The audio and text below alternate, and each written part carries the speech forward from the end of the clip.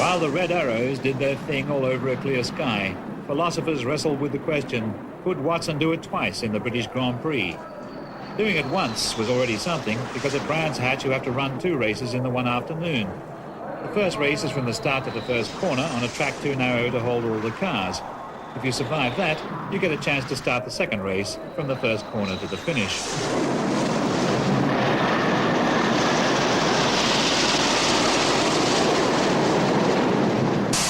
Bernie Eccleston came down after successfully negotiating with the man upstairs for a fine afternoon. He had to thread his way through an assortment of aircraft, including a biplane flown by Balestri, who was crop dusting the crowd with nerve gas. A hospital plane flew in to pick up the survivors.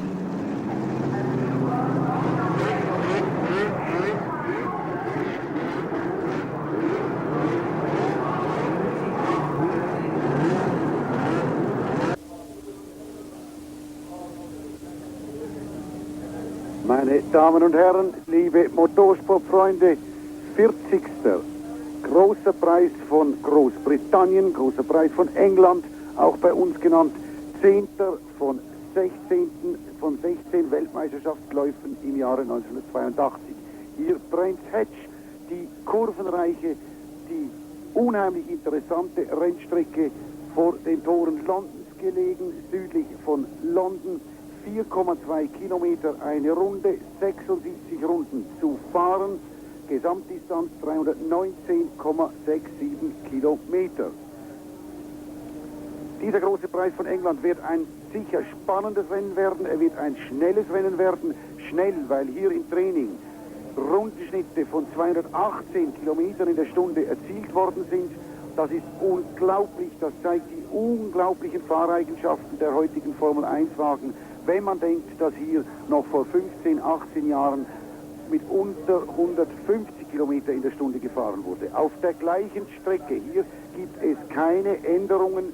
Die Strecke präsentiert sich original wie eh und je. Und Sie sehen, meine Damen und Herren, ein Blick hier auf das Publikum, auf dieses unglaublich riesige Publikum. Das gibt ein Motorsportfest, wie das eigentlich nur in England stattfinden kann. Weit über 100.000 enthusiastische Fans sind gekommen bei einer für englische Verhältnisse großen Hitze. Wir haben über 25 Grad hier, ein heißer Sommertag, der Himmel ganz leicht bewölkt, mehrheitlich aber blau. Ideale Verhältnisse an der oberen Grenze von der Temperatur her, und das wird natürlich ein hartes Rennen für die Fahrer. Das wird hart, weil diese Strecke nicht nur unheimlich anforderungsreich ist, diese Strecke verlangt natürlich körperlich vom Fahrer sehr, sehr viel. Er fährt fast dauernd in Kurven, er ist dauernd am Beschleunigen und am Bremsen. Die Bremsen werden hier überhitzt, das Getriebe wird beansprucht und bei heißen Motor- und Bremstemperaturen wird es dem Fahrer im Cockpit natürlich auch sehr heiß werden. Ein Blick auf die Startaufstellung, Sie sehen sie eingeblendet. Pole Position zum ersten Mal in seiner Karriere. Keke Rosberg, der Finne, auf Williams. Erstmals also steht er zuvorderst. Hier im Rennsieg heißt er zuvorderst rechts. Seine Trainingsbestzeit 1 Minute 09,54 und das entspricht einem Stundenmittel von 218. Neben ihm Riccardo Patrese auf Brabham. Er fuhr 1:09,627, ganz knapp hinter Rosberg also. Zweite Startreihe, der Weltmeister Nelson Piquet auf Brabham und Didier Pironi auf Ferrari. Dritte Reihe, Niki Lauda in seinem 122. großen Preis. Lauda auf McLaren und Arnoux auf Renault.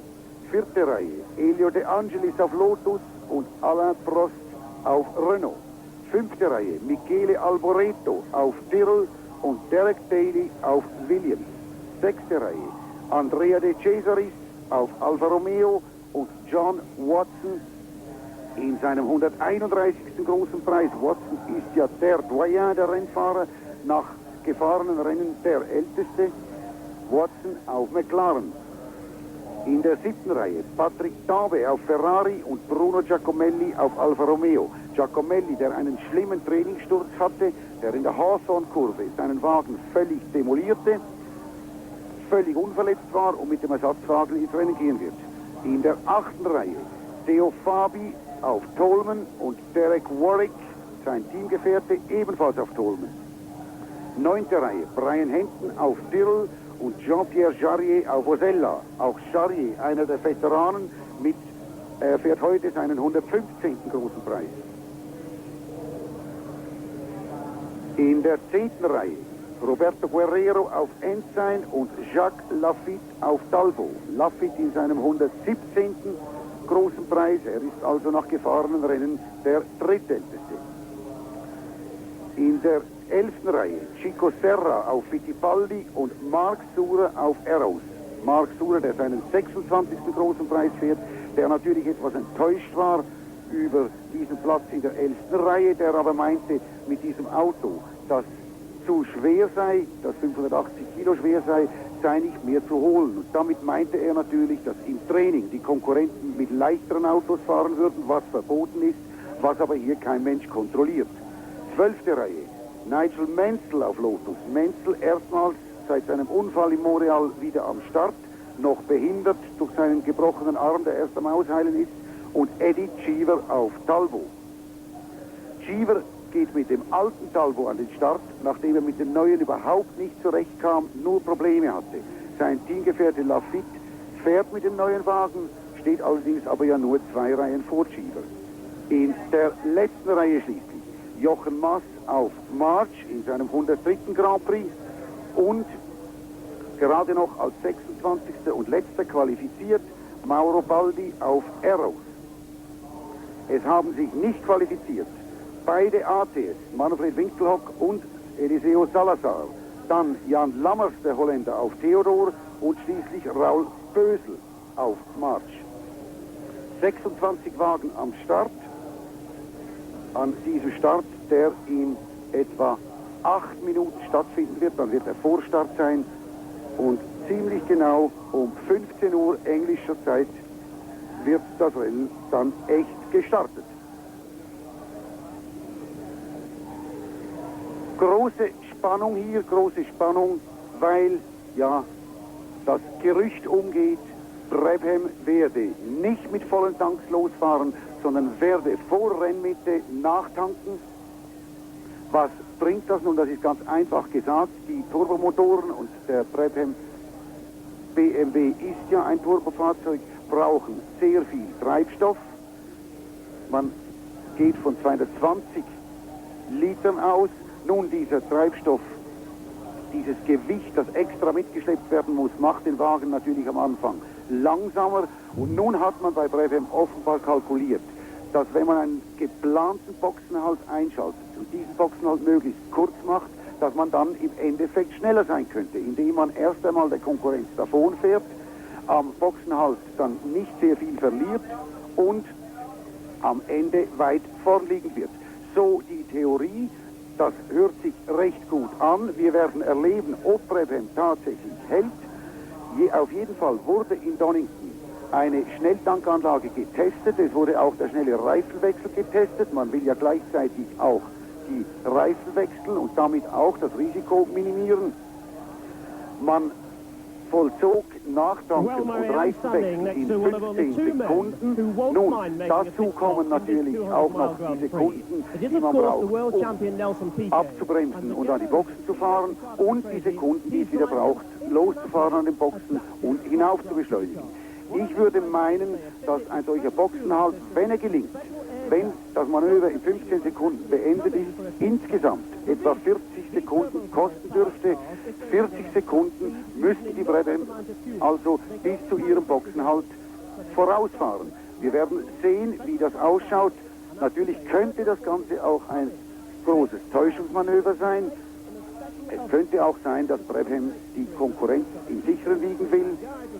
Dass, wenn die Brabham vorne leicht wegfahren, die Konkurrenz sich sagen kann, wir brauchen uns nicht beeilen, die Brabhams müssen ja an die Boxen. Das ist ein völlig neuer Aspekt hier im Grand Prix Sport. Wir kommen wieder zu Zuständen, vielleicht, wenn das heute stattfindet, wie wir sie in den 30er Jahren hatten und auch später noch. Bis 1959 gab es solche Boxenhalte zum Nachtanken. Das steigerte die Spannung, weil natürlich viel mehr Ungewissheit herrschte, weil die Mechaniker durch ihre schnelle oder langsame Arbeit das ihre beitrugen. Nun, vielleicht eine willkommene Abwechslung im Grand Prix-Sport, immer wieder mal was Neues. In diesem Fall ist es nichts Neues, aber für die letzten 20 Jahre zweifellos wirklich etwas Neues. Brands Hatch, meine Damen und Herren, das sind große Erinnerungen für den Schweizer Automobilsport.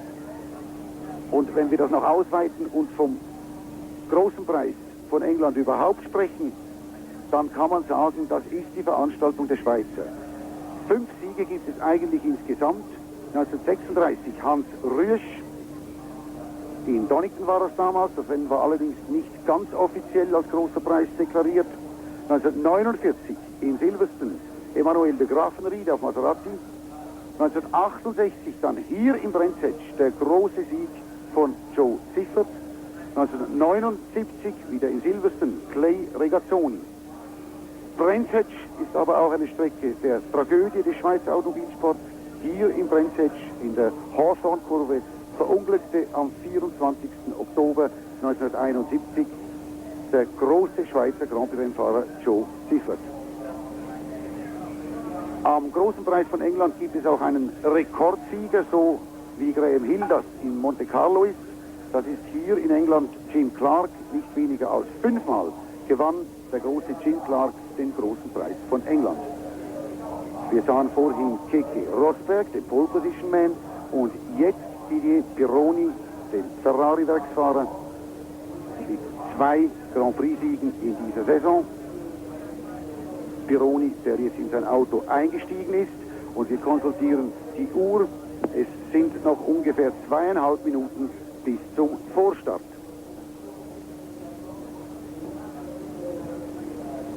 Es gab im Training neben diesen horrend schnellen Rundenzeiten und diesen hohen Schnitten den bereits erwähnten Unfall von Bruno Giacomelli, der glücklich verlief. Es gab auch eine leichte Rempelei zwischen Rosberg und Arnoux. Bei einem der Höhepunkte jeder Grand Prix-Saison, Formel 1 Grand Prix von England im klassischen Mutterland, also des Automobilrennsports. Hier in diesem Land hat ja der Motorsport begonnen. Das ist Niki Lauda, der an der 5. Stelle im Training gelegen ist. Niki Lauda startet also aus der 3. Startreihe. Er ist der schnellste Fahrer mit französischen Reifen gewesen im Training, und er ist der zweitbeste Fahrer mit einem Cosworth Ford Saugmotor gewesen, auf einer Strecke, auf der allgemein jedermann mit einem großen Erfolg der Turbos gerechnet hat. Keke Rosberg, der Finne, hat Trainingsbestzeit gefahren und steht zum ersten Mal in seiner Karriere auf dem besten Startplatz. Hinter Rosberg dann Patrese und Piquet mit den beiden Brabham BMW Turbos, Didier Pironi mit dem Ferrari, und an der 5. Stelle, wie gesagt, Niki Lauda. 6. ist René Arnoux mit dem Renault Turbo, hier im Bild. Arnoux, Sie erinnern sich vielleicht, hatte vor 2 Wochen in Zandvoort einen fürchterlichen Unfall im Rennen, und zwar ist ihm links vorne das Rad weggebrochen. Darum der Unfall mit 300 Kilometer pro Stunde damals gegen die Tarzan-Kurve. Arnoux ist so gut wie unverletzt geblieben, ein paar Prellungen, die er mittlerweile aber längst vergessen hat. René Arnoux auf Renault Turbo war 6. schnellster im Training. Sein Teamkollege Alain Prost 8. schnellster, dazwischen der Italiener Elio De Angelis auf Lotus, der 9. Alboreto, 10. Daly. Darf ich gleich sagen, wer sich nicht für den Grand Prix von England qualifizieren konnte: Winkelhock und Salazar mit den beiden deutschen ATS-Wagen, der Holländer Lammers und der Brasilianer Böser. Hier haben Sie noch einmal die Startaufstellung. Zum ersten Mal also Trainingsbestzeit für Keke Rosberg auf Williams. Rosberg, der noch nie in seinem Leben einen Grand Prix gewonnen hat, der heute zum 45. Mal in einem Grand Prix startet. Und das Williams-Team, das ja das erfolgreichste Team der beiden letzten Jahre war, mit Alan Jones und mit Carlos Reutemann, hat ja heuer noch keinen Grand Prix gewonnen. Und heute erleben wir bereits den 10. Weltmeisterschaftslauf der Saison. Rosberg also, dann Patrese und Piquet mit den beiden Brabham BMW Turbos. John Watson, der Weltmeisterschaftsführende, weit abgeschlagen, nur an 12. Stelle. Dann Tom Bay, Giacomelli, Fabio und Warwick mit den beiden Tolman Hart Turbos.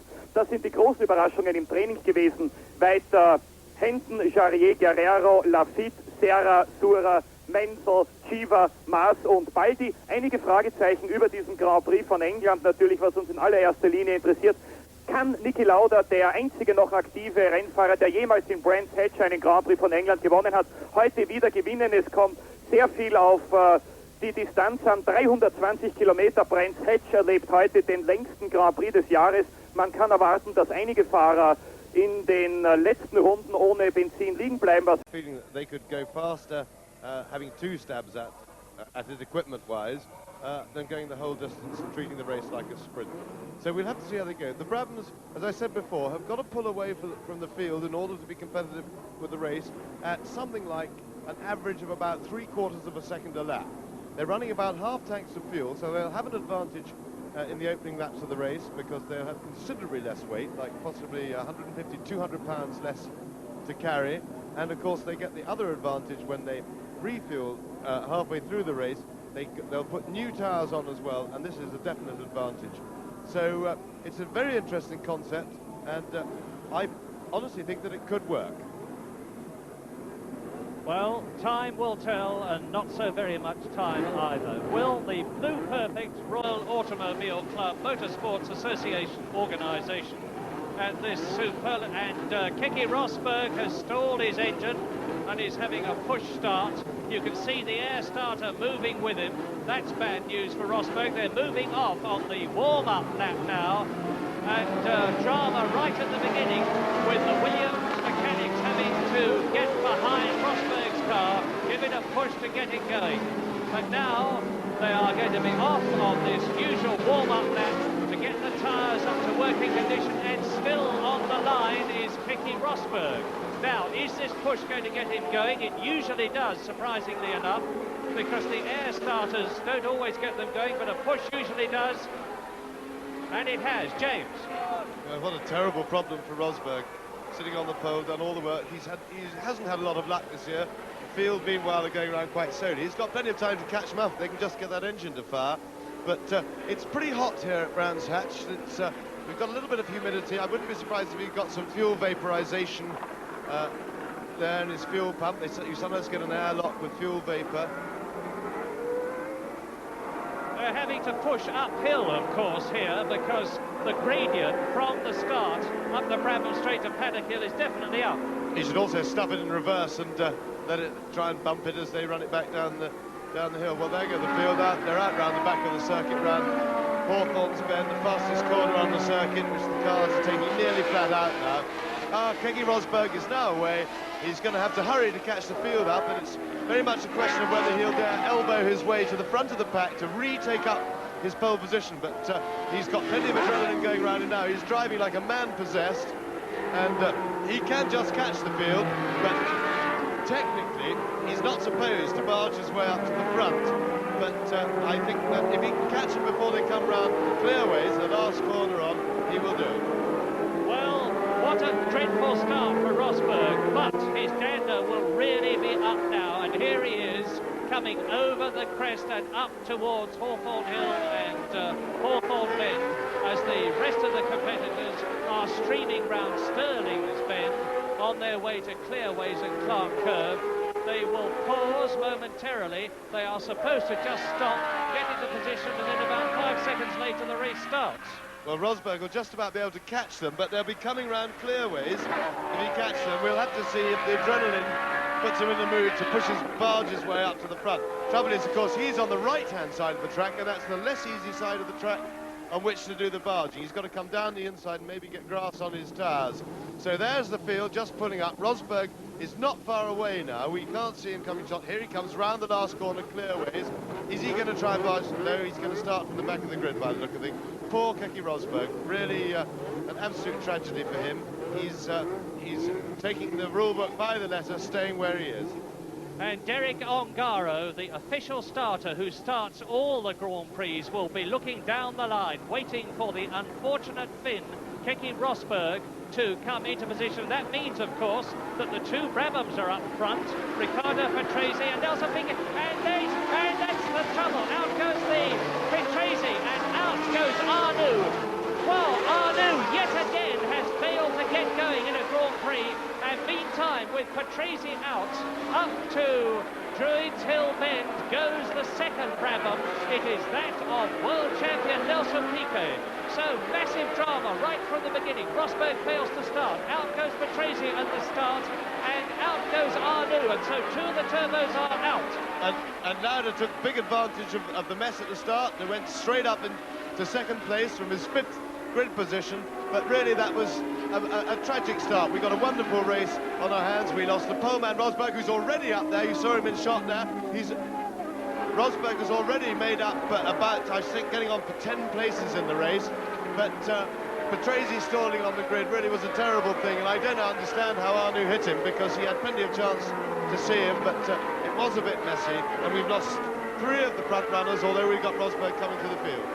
And one of the Tolmans is out. It is that of Theo Fabi is out at the beginning of the race. Theo Fabi has failed to get his car up to Paddock Bend on the first lap, so already 3 of the 8 turbos are out of the British Grand Prix, and it is Piquet leading with Lauda second, and Pironi third, and De Angelis fourth, and Alboreto fifth. And I remind you that Nelson Piquet is running on low fuel, he's running on soft tyres, he is running on a special brake setup almost certainly, and what he is aiming to do now is to build up a 40-second lead so that he can come into the pits and, as Barry Gill and James were telling us, change tyres and wheels, top up with fuel and get away, and if he does that it will be a real breakthrough in modern racing. Well, the wheels seem to have fallen well so far for Niki Lauda. One car blowing a bit of smoke there. I couldn't quite see which one it was. But Lauda qualified very well. He's right in form. The McLaren car has gone very well indeed. And to be out in second place with a nice clear run is terrific. But a word about Patrese with the start, because although he's only just started in the turbo car, we know, here we see the start again. Patrese, you see his arm up. He's just stalled the engine. His arm went up right at the last minute. And now, I have to say, I have to criticise Patrese for this, because we know that turbos are difficult engines to keep running and difficult engines to get off the line. But a professional racing driver should have practiced that. The rest of the field getting through, at least they pushed themselves to the side. But a professional racing driver should really have practiced getting the thing off the line, because it's the most stupid way to lose a race. And apart from that, as we've seen recently, it's also very dangerous and a hazard for other people. So I think Patrese, without knowing the exact circumstances, if he just stalled the engine by not having practiced keeping it running, that is very bad. Well, I noticed something else significant. As Patrese and Arnoux collided, John Watson threaded his way past them from his 12th position on the grid. And do you remember, at Silverstone last year, Villeneuve went off, took Alan Jones with him, nearly took John Watson, but Watson subsequently came through the field to win the race. Well, there is Didier Pironi in 3rd position. There is Elio De Angelis, who is 4th. Alboreto is in 5th place. Derek Daly is 6th. And then De Cesaris is in 7th place. And the race leader is still Nelson Piquet, the brilliant world champion Brazilian, who has dedicated himself this season to developing the Brabham BMW, and they are coming up now to complete lap 3 in this 76 lap, 198.6 mile race, and it is Piquet breaking away now. Piquet, as we watch the battle for 5th position, led by Michele Alboreto and chased by Derek Daly, going round Paddock Bend. Nelson Piquet in the Brabham BMW turbocharged car, and it's Chico Serra. Chico Serra, the Brazilian in the Fittipaldi car, is out. You can see that the fire extinguishers are already being played on the Fittipaldi, and by the way, that is the F8 Fittipaldi and not the F9, and Derek Daly is past Michele Alboreto, the British Grand Prix, and coming up behind is De Cesaris, and well up there is Derek Warwick in the Tolman, and John Watson is off. My goodness, what a race this is. John Watson in the McLaren is out. So Rosberg is out. No, he's keeping, right at the beginning he stopped. Then out went Arnoux and Patrese. Out went Tolman. Out went Serra. Out went Watson. And you have just seen him walking in. And here is the race leader, Nelson Piquet, completing lap 4 as a bitterly disappointed John Watson walks home. And Piquet now leads as he goes into Paddock Bend. He's really streaking away from the field and building up that lead, and off goes yet another one I can't identify from here. It's Roberto Guerrero. I wonder what on earth is causing all these problems. James, do you have any point of view on why so many people are flying off? Well, that's mechanical, but I think Watson looks as if he'd spun because his car was parked sideways on. It didn't appear to be damaged. He may have spun and not hit anything and stalled it. Of course, we had a start line accident, but I think we just got the combination of... oh, look at that gaggle round Paddock Bend. They're all going around side by side.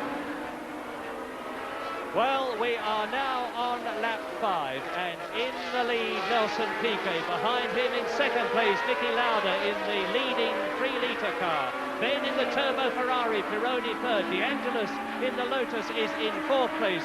In 5th position, just moved up, Derek Daly. And in 6th position now is De Cesaris, as we look at the 2 Talbots come over the crest.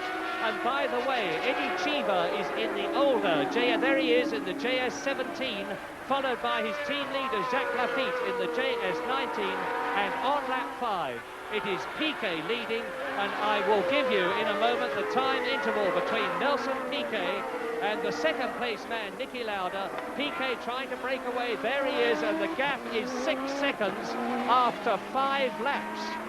So Piquet is breaking away at the rate of more than a second a lap, and we understand that he's going to come in on lap 36 or 38 to do this tremendously exciting, we expect, refuel and tyre change, and by that time he needs to have a 40-second lead, so he's absolutely bang on target at the rate of rather more than a second a lap lead increase.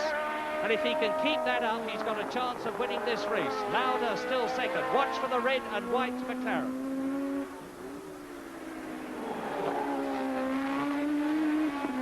There is Piquet coming down into clearways at the end of the 6th lap as we look at the 2 Talbots. Eddie Cheever in the blue and white JS17 leading his teammate Jacques Lafitte in the JS19. And Piquet is setting up an absolutely scorching race. We'll give you a lap time as soon as we have one. There he is, up to Druids. We are looking down on Druids from our new 170-foot high position, which gives, as you can see, a magnificent view of the race. And Piquet is in a class now of his own, not only by virtue of his driving brilliance, but because he is driving a car which is superbly set up, which is significantly lighter than all the others, which is on soft race tyres. And there goes Prost, followed by Patrick Tambay, followed by Giacomelli, and that looks like Jean-Pierre Jarier taking him on the right. No, it's not, it's Rosberg coming through the field. Rosberg. Yes. Keke Rosberg is about half a minute behind Nelson Piquet leading the race.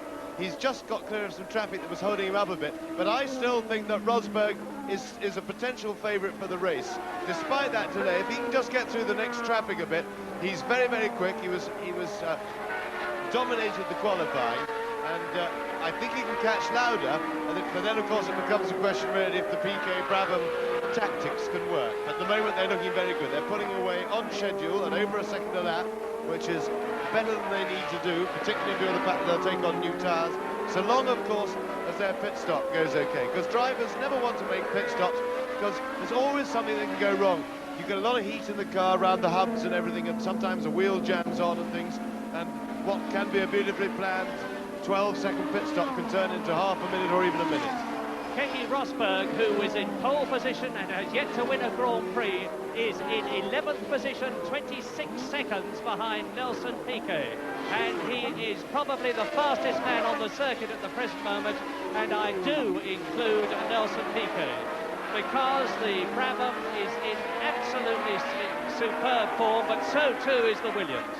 Yes, Rosberg is absolutely flying. He is going quickest on the circuit when, of course, he gets a clear lap. But his next problem is Pironi's Ferrari, which he's been catching up hand over fist, but it's the perennial power problem, and we're going to have to, and it'd be nice to see just how Rosberg can deal with the Ferrari, with Tambay's Ferrari. Well, let's watch. Tambay in only his second Grand Prix for Ferrari.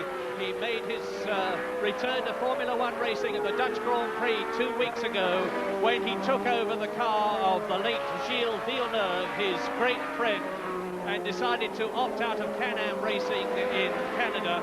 And watch the way Rosberg is really flying.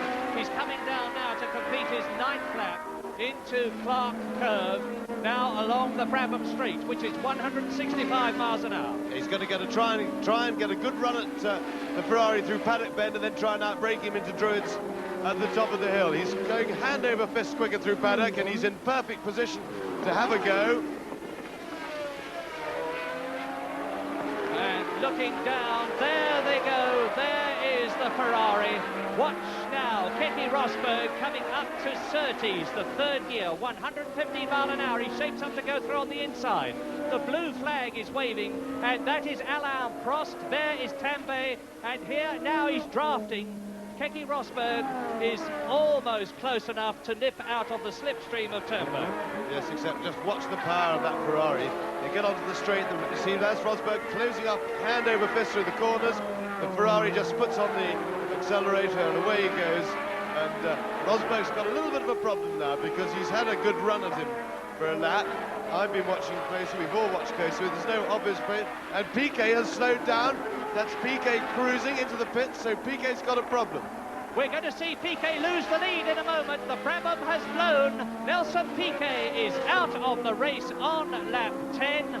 And that means to say there's going to be a new race leader. And that new race leader will be Niki Lauda, the dark horse that many people... There he is. There is Lauda. Watch him now, and you will see him pass Nelson Piquet's Brabham BMW. Look all round the picture as Niki Lauda, double-X world champion, the man who won at Long Beach, will shortly take the lead. Well, that's a real shame for us spectators because we had a potentially very good race with Piquet out. We've lost so many of the front runners, but of course we've got one exciting thing, and that is that Keke Rosberg, for me, is favourite for the race at the moment, but he's got a lot of work to do, and he's coming to the field, and I think that the McLaren pit should be informing Lauda of Rosberg's progress through the field, because he's undoubtedly the man to watch. Well, there is Rosberg, where is Lauda, and that's Daly, Derek Daly there. And now Derek Daly in 4th position. The position now, let's go back to the situation. Niki Lauda leading, Didier Pironi in 2nd place. Up into 3rd position in the Williams goes Derek Daly. He's never been as high as that. Then Elio De Angelis. Behind him, Derek Warwick is in 5th position. Then Andrea De Cesaris. Then Alain Prost. And then the battle between Tambay and Keke Rosberg. And we are looking at the 3rd place man, Derek Daly. New race leader, and all that work that Brabham did to evolve this new system of race refueling and tyre changing has gone to waste. And there is Rosberg behind the Ferrari as we see now Niki Lauda. And it is Lauda leading, then behind him in 2nd position Pironi, then Daly 3rd, then De Angelis 4th, and then joy of joys for British enthusiasts, Derek Warwick. So the Toleman in 5th position in a race, and all the work the Toleman have been patiently doing for 2 years, developing their car. Look at the Renault and the Brabham BMW part as Niki Lauda, the fox of Formula One racing, now on his 12th lap out of 76, goes on his way. The world champion 2 years, and there is Derek Warwick. Now, where is Warwick in relation? He's closing up on Elio De Angelis, and Elio De Angelis is in 4th position. Now, this is absolutely marvellous. I make no bones about it. It's great news. Absolutely, because they flattered in Zandvoort. The Toleman car was very, very fast there for the first time in its history. They hadn't done well in testing here at Brands Hatch, but they've obviously found something since then, because the car's going really well. And once he gets behind De Angelis on the straight, the engine's obviously giving a great deal of power, because he's been gobbling up cars on the straight. There he is, closing right up on De Angelis. I suspect he'll have to sit behind him now till possibly the top straight as they go past the pits. I would think that, oh, he's having a go here, and he's done it. Straight past. Well, that shows you the power of the Toleman on its new, narrow, very sticky and long-lasting Pirelli tyres. They've worked tremendously hard. There are Pirelli tyres, there are Avon tyres, and here's a replay. Now let's look at the Toleman passing De Angelis. Yes, pure power. They've got their chassis sorted out well. He was well through the corner then, and then they just give a little bit of squirt on that turbocharged engine. and that's the big advantage of the turbo. Meantime, Pironi and Daly are having a battle, and there they are battling for second position. We're looking at the scrap for second place. There is Pironi round Druids Hill Bend. Derek Daly in the Williams chasing him. Derek Daly from Dublin and Shuttlanger. He lives near Silverstone. And Didier Pironi, number 28, a double Grand Prix winner of 1982. But to liven that battle up, we have Derek Warwick now not very far behind and closing up. So we're hopefully going to get a three-way battle for second place.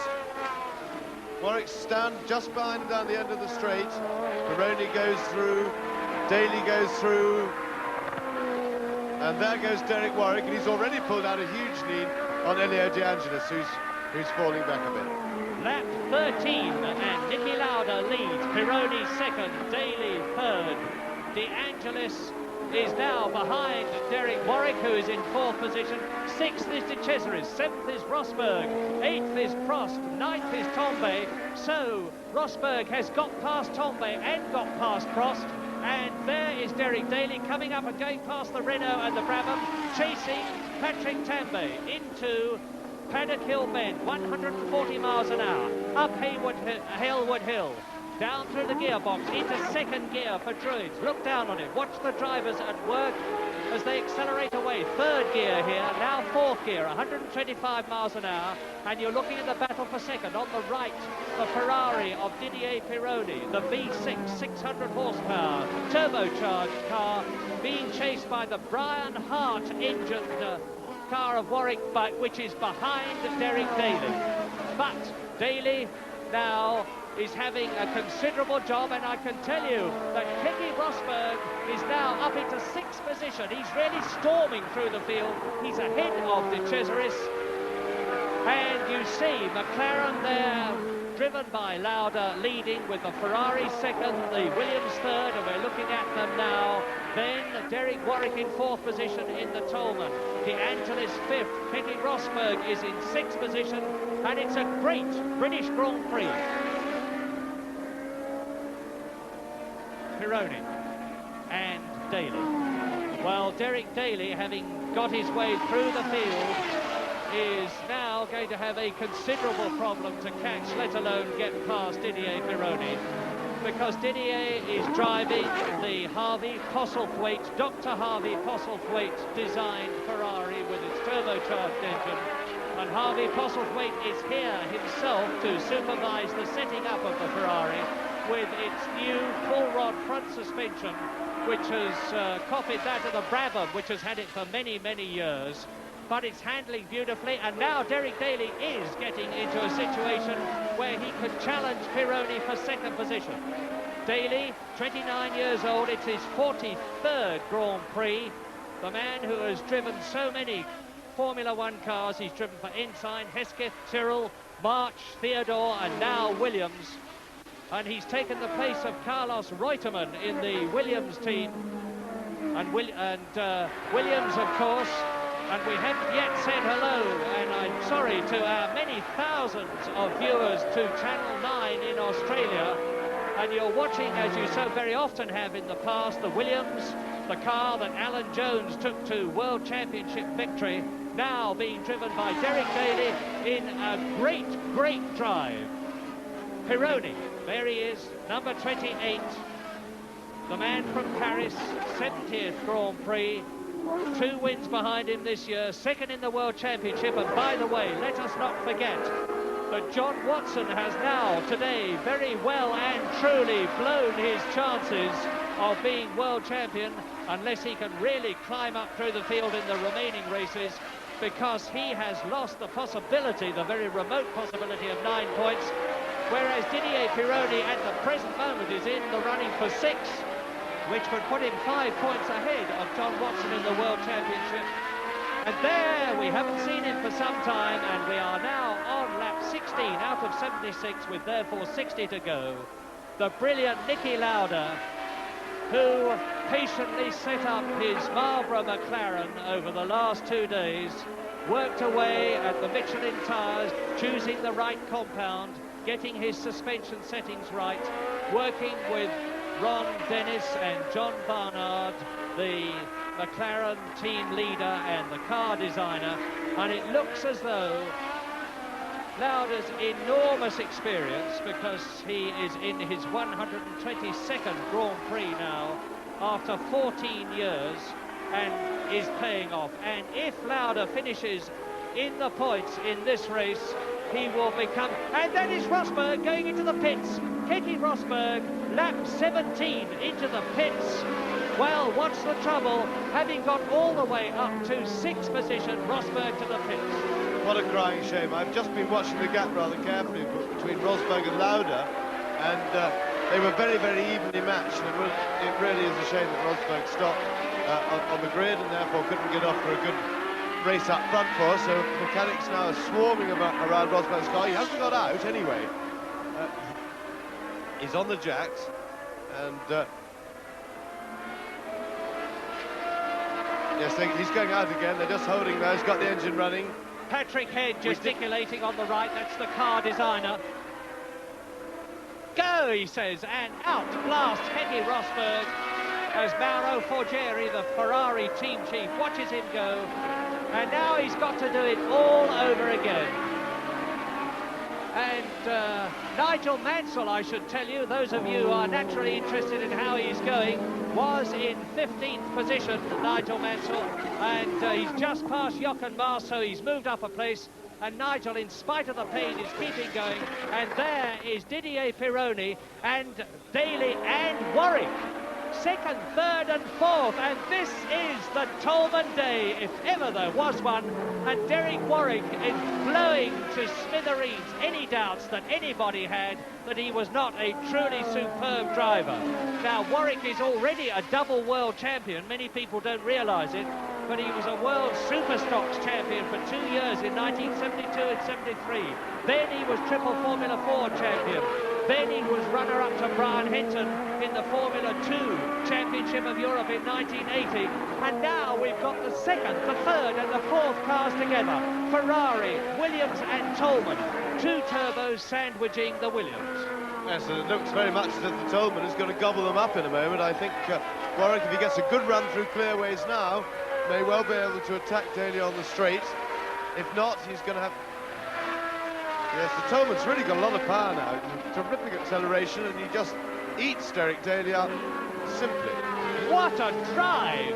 Derek Warwick in that tremendously powerful Brian Hart car is now up into 3rd position, and I can tell you that the crowd is really alive to this situation. The man who last year couldn't even qualify in this car, who couldn't even at the beginning of this year qualify, has now shown his mettle, has shown that Alex Hawkridge and Brian Hart and Rory Byrne and Roger Selman and all the rest of them have really justified themselves. And he's about to attack the Ferrari now. He hasn't quite got the power to sweep past him as he did past Daly. He's going to have to do it on manoeuvrability around the corners, get a good run out of one of the corners. But as usual, the Ferrari is going to prove a lot more of a problem to pass. But Derek Warwick at the moment is... if not the fastest man on the track, well, he's probably the fastest man on the track, with the exception of Lauda, and it's just a question of whether Lauda's got anything if Warwick can just get past Pironi. And let us not forget that it is not just the turbo and the car and Warwick, it is the tyres. And now the Goodyear-tired Ferrari being chased by the Pirelli-tired Toleman, and there is Derek Warwick. And there is actually a new Toleman chassis being designed. The Toleman people acknowledge that the chassis now is not up to the engine, so heaven help the opposition when the new car comes out expectedly for the Italian Grand Prix at Monza in September. Yes, I'd take the other attitude, Murray, and say if I were him, I'd stop building the yellow chassis. This one seems to have really got it together now, and without any doubt their Pirelli tyres are working very well. And Warwick is now in perfect position to have a go at the Ferrari, but funnily enough, the Ferrari just seems to have a very slight edge on power, and he needs to be right on top of him to get past into Hawthorne. So he's coming to the problem. What Warwick has got to do now is plan the rest of this lap so he's coming up close to the Ferrari as he comes out of clearways, because it looks to me as if clearways is going to be his main passing opportunity. And this is lap 20. You are looking at the battle for second with 3 cars involved in it. Pironi has the place. Warwick is third. Daly is fourth. Behind them, De Angelis is fifth. De Cesaris is sixth. And this was where Warwick started to gain on the Ferrari on the last lap. He could do it again. I've just noticed, Murray, irrelevant to that, a pointer to possibly why Rosberg pit stopped, because Daly's left rear tyre looks to be slightly marked up. And it appeared that if they changed anything, they changed the rears on Rosberg's car. So maybe, particularly with the way he was charging through the field and throwing the car about all over the place, which he does anyway, Tolman is well placed there. He's having a go, but he's going to have to get very quickly round out of the slow corner here to get a good run down the straight. And he is. He's coming right up behind. He's getting too close too early, actually. He just leave it off because it's very difficult overtaking into Hawthorns. Meantime, let us not forget Lauda. He is 20 seconds ahead of this battle, and these two will inevitably be slowing each other up because Pironi will be intent on keeping Warwick back and therefore not necessarily using the ideal racing line, and equally Warwick will be struggling to get past Pironi. Second, third and fourth, and Daly is dropping back a bit, not much, but just a tiny bit, a few inches. And now this again could be Warwick's chance. They are coming into lap 22. Yes, Warwick was perfectly placed coming in, but he didn't get the power on quite early enough out of Clearways, because this, I think, to get a good run through Clearways corner and then pass on the top straight here is his ideal opportunity. He's gone a little bit wide, a little bit of a mistake there by Warwick. Doesn't matter, he'll catch it up. Daly's not quite close enough to take advantage of it, although nearly. Well, there is a very distinct gap. It looks to me as though Daly is closing right up at Warwick. And yes, look at the gap now with Pironi pulling away. Yes, Warwick appears to be in trouble. Something has happened. Maybe he's lost some power in his engine. But we'll see, or maybe he just made that mistake and it's taking him that little bit of time to recompose himself, which does happen after you made a mistake because you start to panic, try and catch it up too quickly. You have to tell yourself to settle in again. Lap 22, Lauda leads, Pironi second, Warwick third, Daly fourth, and there are Warwick and Daly. De Angelis is fifth, De Cesaris is sixth, Prost is seventh, Torbay is eighth, Lafitte is ninth, Giacomelli is 10th, Chiva 11th, Sura 12th, then Henton 13th position, and behind Brian Henton in 14th place is Baldi, then Mansell is 15th, Rosberg is 16th, and struggling to the front again. Jochen Maas is 18th and 17th, and Alboreto is 18th. And now they come through to complete their 22nd lap. Niki Lauda has already done so, and Lauda is now 22 seconds ahead of Didier Pironi, the Scarlet Ferrari on the right, with Warwick in third position, Daly in fourth. This is the battle of the race. And 23 laps now on lap 23 out of 76, and the gigantic 100,000 plus crowd at Brands Hatch is really getting value for money today. There is Pironi, the winner at San Marino, the winner subsequently at the Dutch Grand Prix, 29 points in the World Championship. There's the confirmation of the situation with less than just about a second separating the second man, Didier Pironi, and the fourth man, Derek Daly. And De Angelis is 4 seconds behind Daly in fifth position, with De Cesaris quite a way behind De Angelis, about 20 seconds. So it is McLaren leading, Ferrari second, Tolman third, Williams fourth, Lotus fifth, Alfa Romeo sixth, Ferrari seventh, and Alain Prost Renault in 8th position and out of the points. And that means to say that McLaren, who are doing extremely well, like leading the Manufacturers' World Championship, are currently consolidating their position because, of course, Niki Lauda is driving a Marlboro McLaren, and once again, Warwick is right up with Pironi.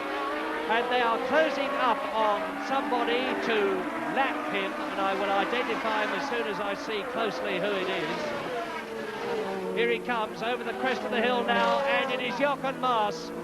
Jochen Maas, and now Jochen knows enough to keep out of the way of Pironi, and Pironi is going to be taken, or is he, by Derek Warwick? Well, Pironi will have to play his cards very carefully here. He's got to choose the moment to pass Maas.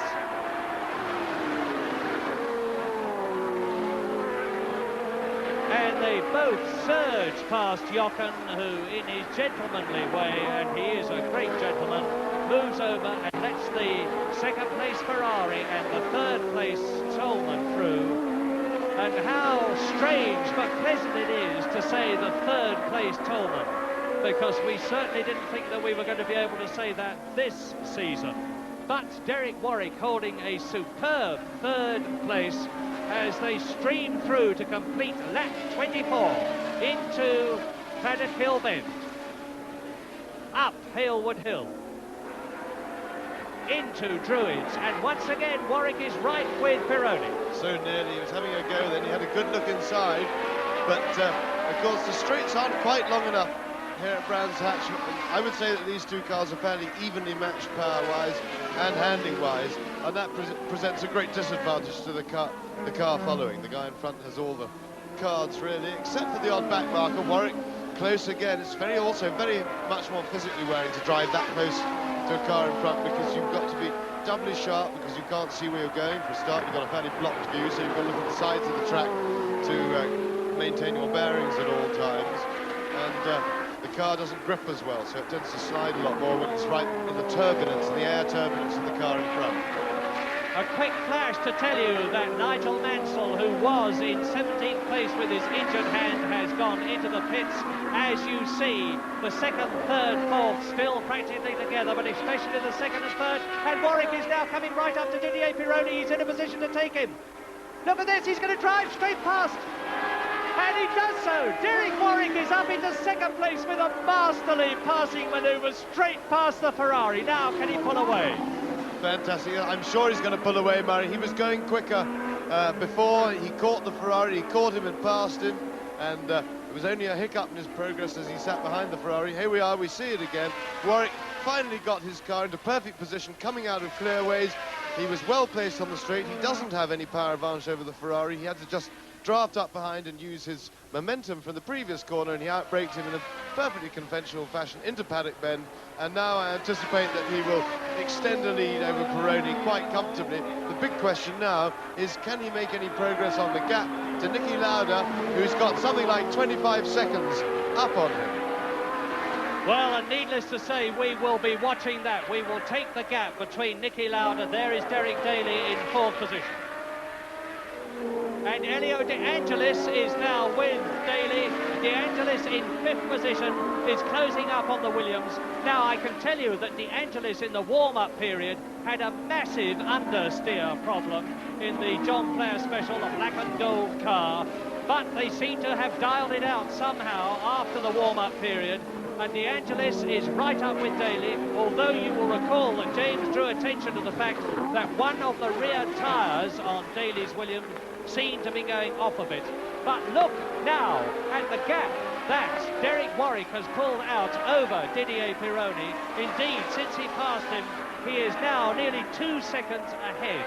And the question is, can Derek Warwick in second position in the marvellously rejuvenated Tolman, leading Didier Pironi in third place, Derek Daly in fourth, and De Angelis in fifth place, do anything about Niki Lauda, who is leading him, this man, Warwick, by 26 seconds. Well, there is Lauda, the smoothest driver on the circuit. Niki Lauda, who has got so much experience, more than anybody left in the race. John Watson has driven in more Grand Prix than Lauda, but Lauda has got a very old head on his 33-year-old shoulders in terms of racecraft and experience. And he's now coming up to Mark Sura in the Arrows, who waves him past, who indicates to Niki Lauda that he should pass on the right, but Lauda does not do so. Now he does. And now he's got Brian Hinton in front of him. And Brian Hinton, number 4 in the Tyrrell, was 7th fastest in qualifying, and there is Rosberg in the pits. It looks as though Rosberg's race is run from the point of view of doing well, as Niki Lauda is now right up to the Tyrrell of Brian Hinton, coming down into clearways to Clark Curve. and I have no doubt that Brian Hinton will move over and let the flying Marlborough McLaren through. He does so. Niki Lauda is passing him on the line, and now I will be able to give you the gap between Niki Lauda, the race leader, and the second place man, Derek Warwick, and it is of the order of 25 seconds, but there are still nearly 50 laps. Vor Derek Warwick, 27 vor Pironi, 28 vor Daly, 29 vor De Angelis, 49 vor Tambay und dann 53 vor Lapid, 55 vor Prost, 61 vor Giacomelli, 65 vor Chiva.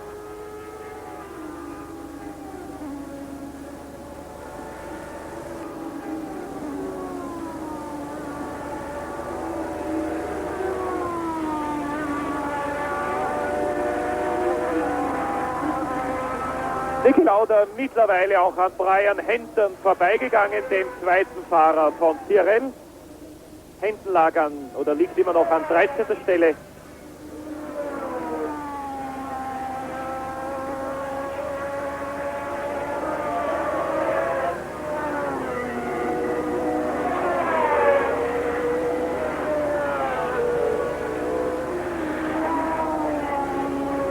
Nigel Mansell mit dem Lotus.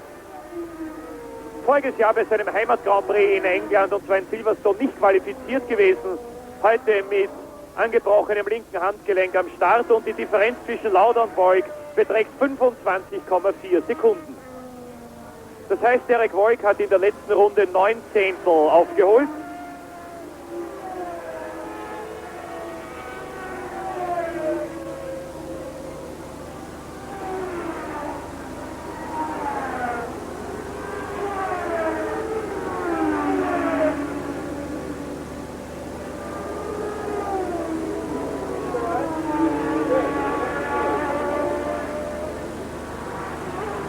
Niki Lauda zum ersten Mal seit seinem großen Comeback-Erfolg in Long Beach in Kalifornien wieder in Führung eines Grand Prix.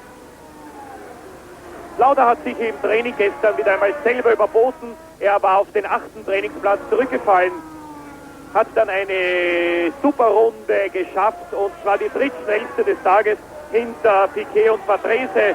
Hat sich dadurch Derek Daly war an den Boxen, hat seinen 14. Platz an De Angelis verloren.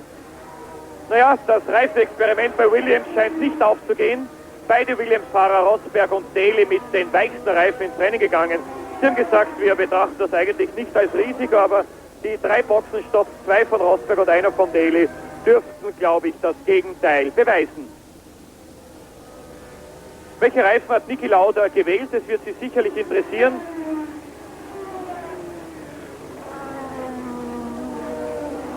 Auf der rechten Seite ganz weiche Reifen, auf der linken Seite halbweiche, also etwas härtere Reifen als rechts. Braucht man für die sehr schnellen Rechtskurven von Brands Hatch.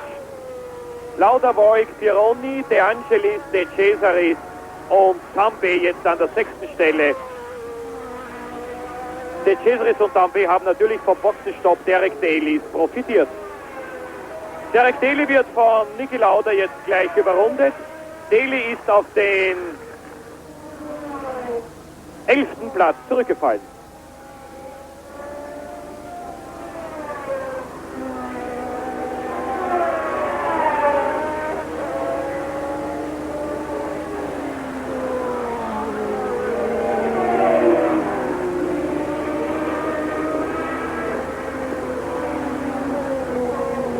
Warwick, Baldi, Pironi, De Angelis.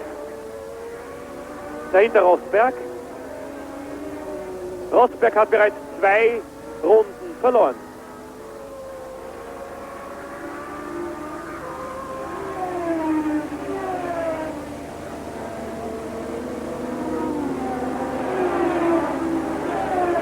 Wir sind bereits in der 31. Runde des Grand Prix von England in Brands Hatch.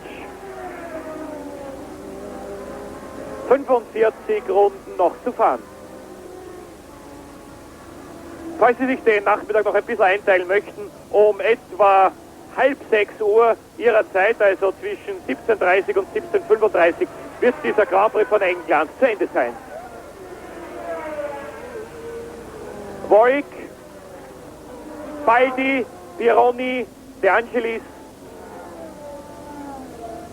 Sie sind schon aufgrund dieser Einstellungen, welche interessante Rennstrecke Brands Hatch ist.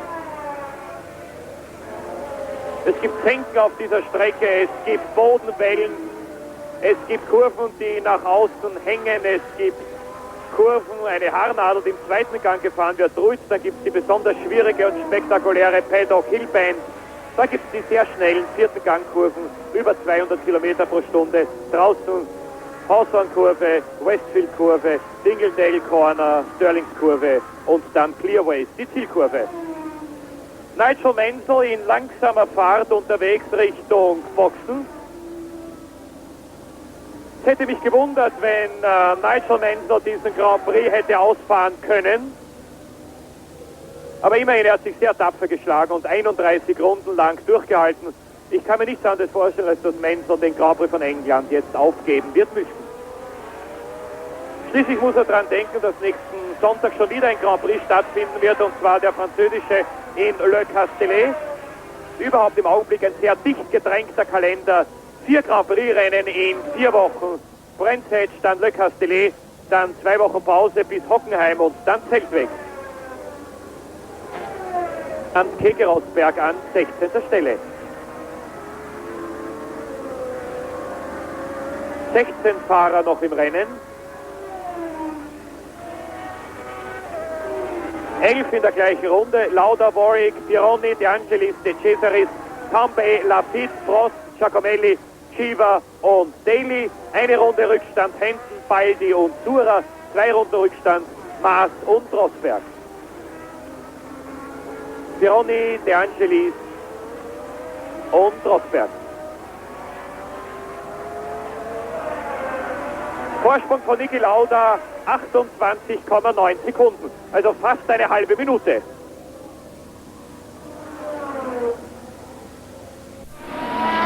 Well, Didier Pironi fighting to keep De Angelis behind him. De Angelis fighting to close up on the Frenchman in the Ferrari and take third position.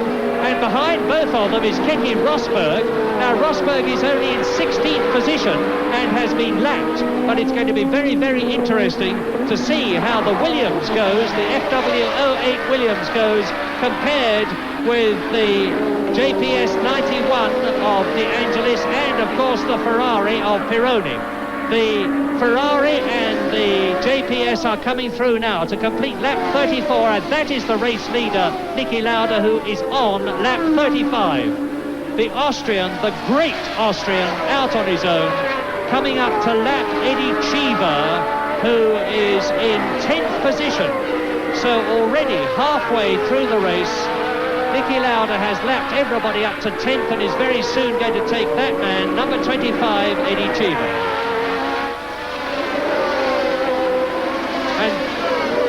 There they go. Cheever moves over. Lauda momentarily lifts his hand and acknowledges the American's politeness and moves ahead and is now in a position to close up on and subsequently to lap the 9th position man, Bruno Giacomelli. As we look at second, Pironi, third in the black and gold JPS, number 11, Elio De Angelis. And it is Lauda now leading Warwick by 29 seconds. Warwick is 5 seconds ahead of Pironi. Pironi is about a second and less between them and...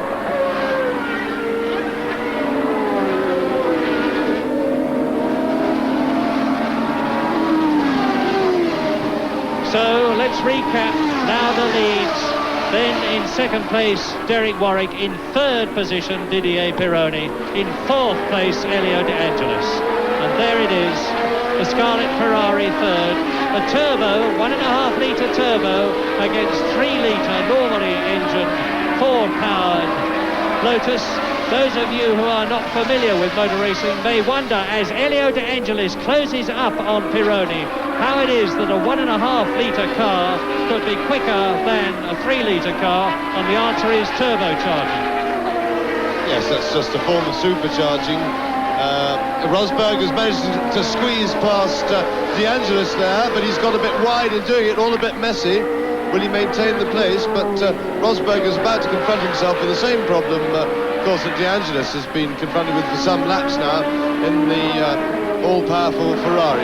Yes, the air is forced in by, a turbine is driven by the exhaust gas pressure of the engine, which then gives a pressure into the inlet manifold, and as it turns out, although the formulae were devised and meant to be equivalent in that 1.5 litre turbo, when the rules were made, was thought to be able to give approximately the same sort of power as a 3 litre normally aspirated engine.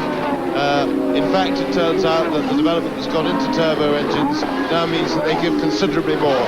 And in fact, the turbos, they're more complicated, they're a little bit more heavy, and they're a lot more expensive, which is why the British teams don't run turbos. They can't afford them, but they definitely give a lot more power now. And here we see Rosberg again. He just pulled out. He went in very, very quickly indeed into Hawthorns, as a result of which you'll see he stood a little bit wide on the exit, got onto the slippery stuff. Bit of a moment he had there. So as the tail of the car twitched a bit. De Angelis, though, showed a fair bit of respect and restraint, realising, of course, that Rosberg was just unlapping himself. And Rosberg fairly flying away from Elio De Angelis and closing up on the Ferrari of third-place man Didier Pironi. And by the way, you saw a marshal wave a blue flag as Rosberg came up to take Elio De Angelis.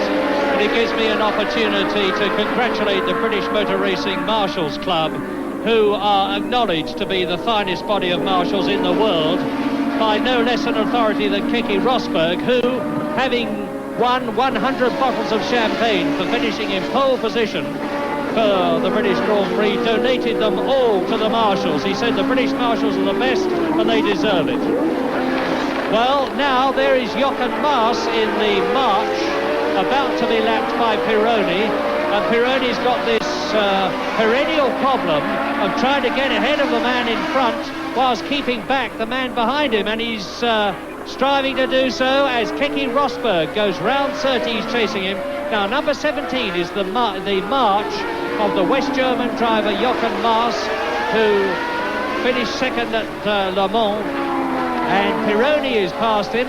So now Rosberg has got to get, and he dives straight from one side to the other and slingshots his way past with no bother at all. But now Elio De Angelis has got to take Mass, because De Angelis must not lose contact with Pironi.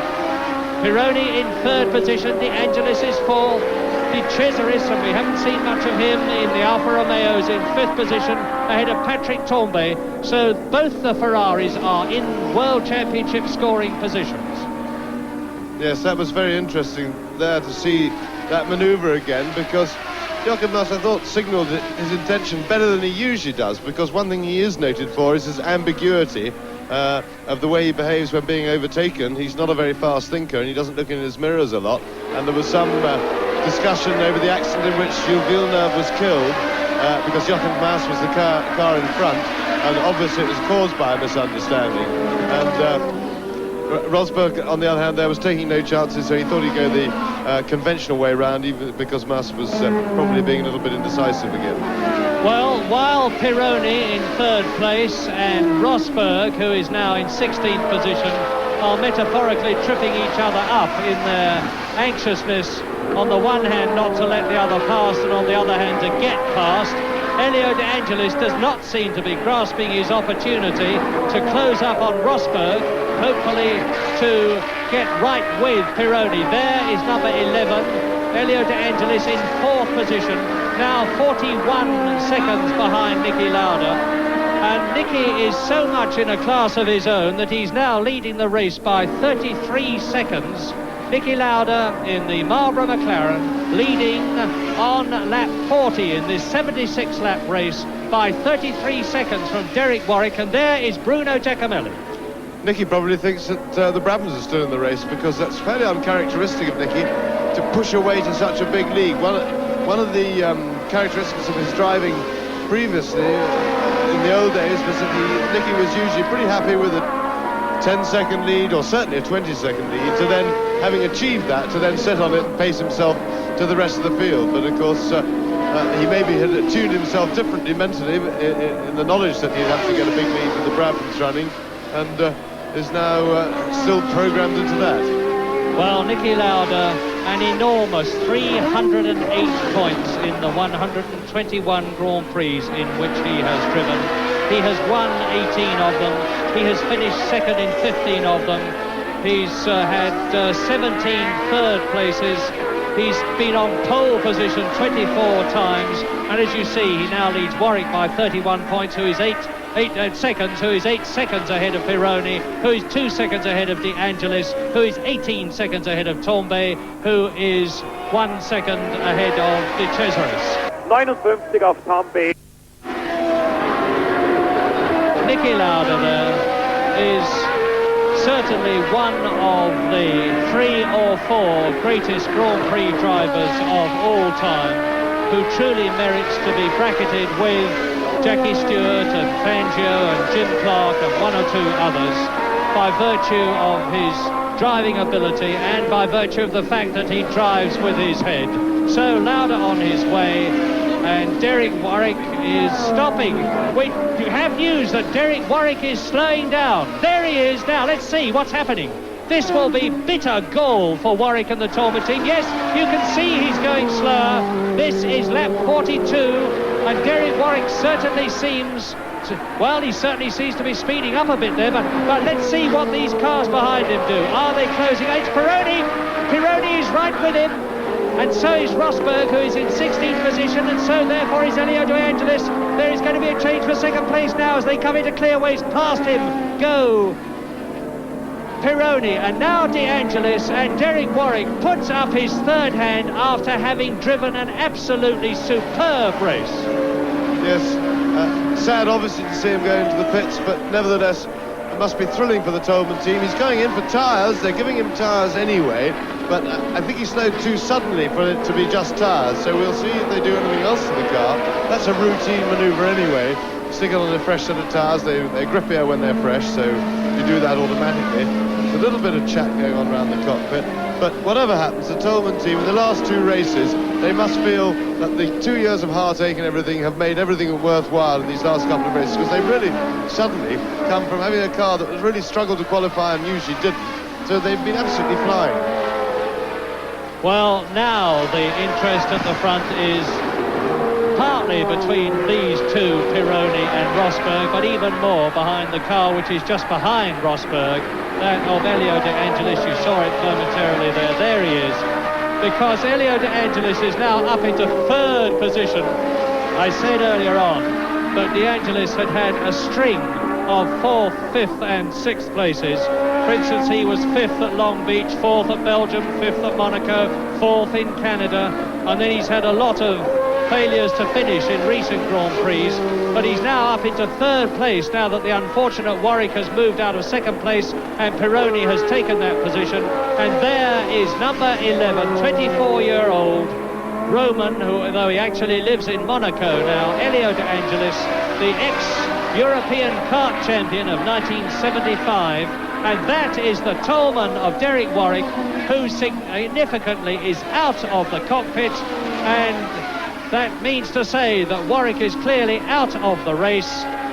And as James said, it's obviously more than tyres. There's Warwick. You can see Warwick talking to, I can't identify him for the moment, but in the background, in the overalls, Derek Warwick, and I can see from his despairing gesture that he's obviously very, very disappointed, as he rightly should be.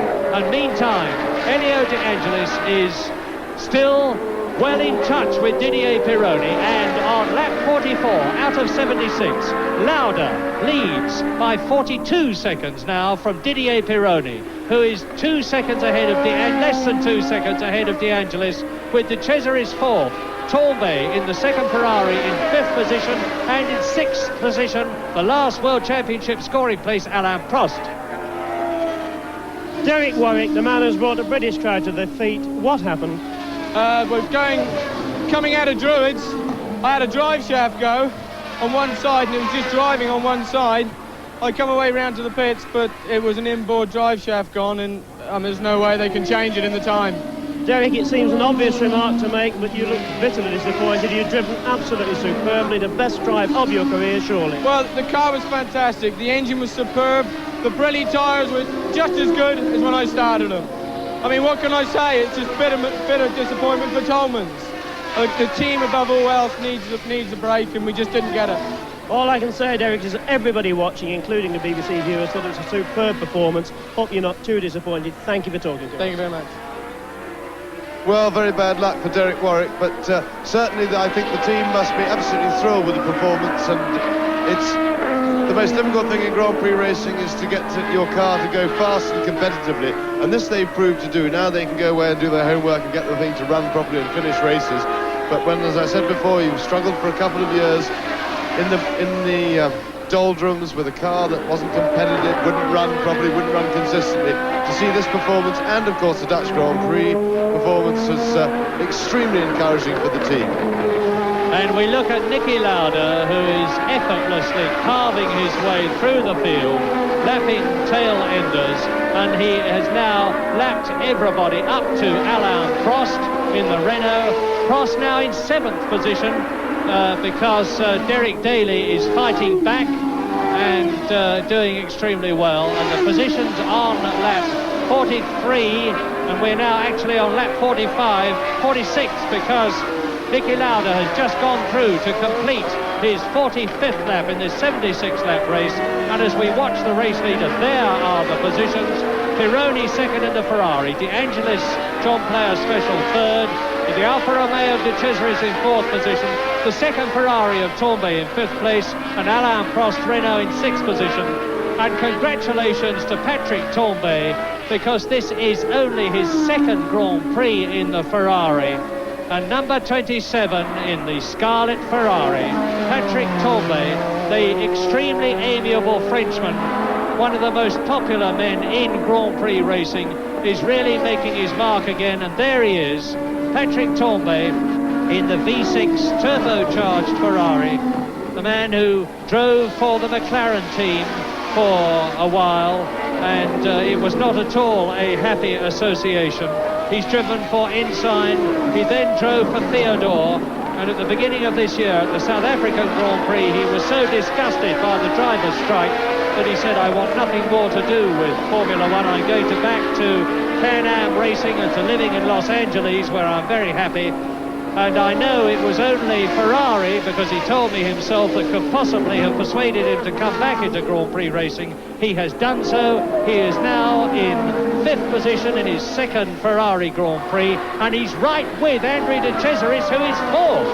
So it could well be that we are going to see the Italian driver Andrea De Cesaris, number 22, who is actually the youngest driver in the race, taken by the French driver in the Italian Ferrari, Patrick Tombay, and in the situation to lose his 4th place. Down under the bridge, Clearways Clark curve, and this corner is taken at 140 miles an hour before they change up into 5th gear, build up the speed, go down the Brabham straight, and just watch Tombay closing right up on Andrea De Cesaris, who is in 3rd position, 15 seconds behind, and he's through. Great drive.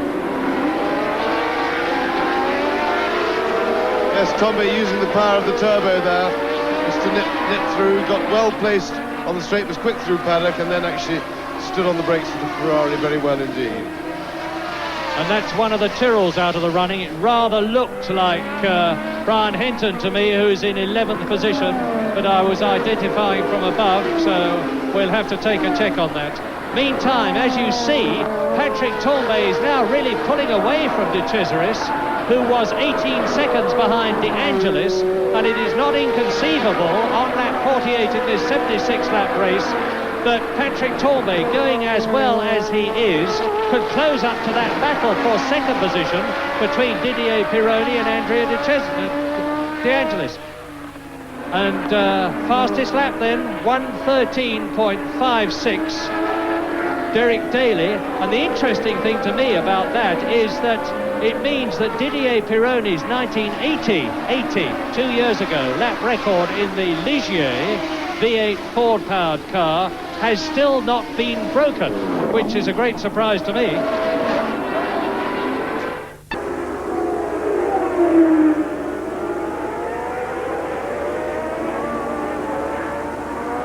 The midfield. Lauda leads, Pironi second, De Angelis third, Tournay fourth, De Cesaris fifth, Daly sixth, Prost seventh, Giacomelli eighth, Cheever ninth, Baldi 10th, Benton 11th, Sura 12th, Rosberg 13th, Mars 14th, Lafitte 15th, Warwick out of the race now, Mansell 16th position before he had to retire, and the man that was touring in, I fear, was Michele Alboreto, subject to check.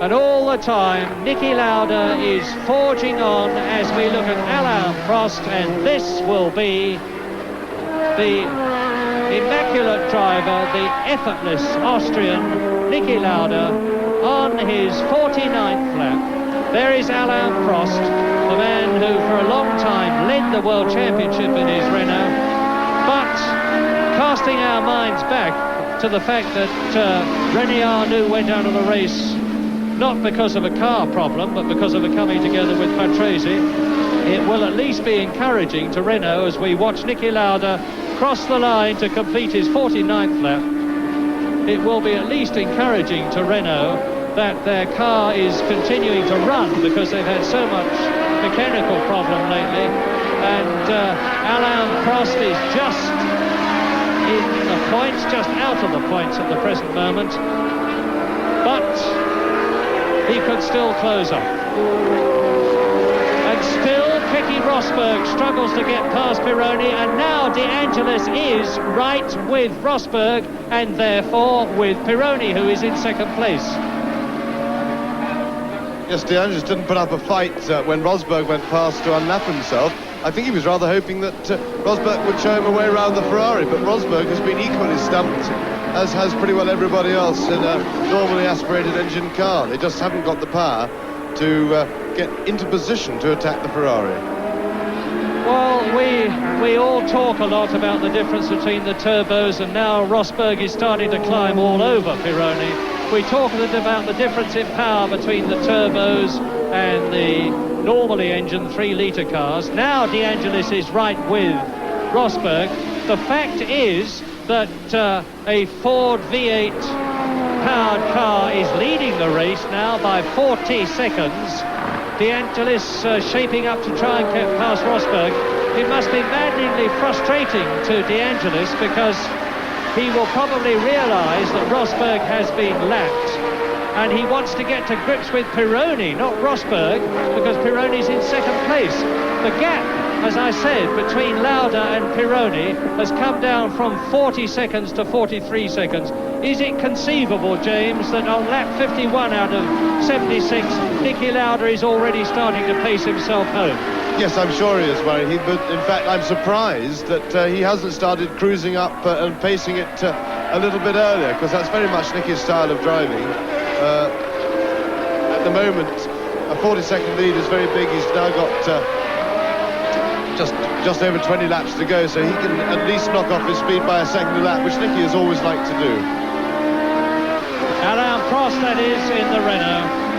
And there is Lauda, now completing his 51st lap, coming down the Brabham Straight at some 165 miles an hour as he slows up to a mere 140 to take the adverse camber downhill Paddock Hill bend, then up into Druids. Now he's coming up to Prost.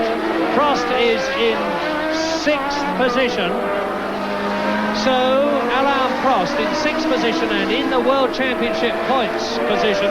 He'll get 1 point if he finishes in 6th place, and that will give him 19 points and bring him up level with Riccardo Patrese, who went out as soon as the race finished. He just left the start line.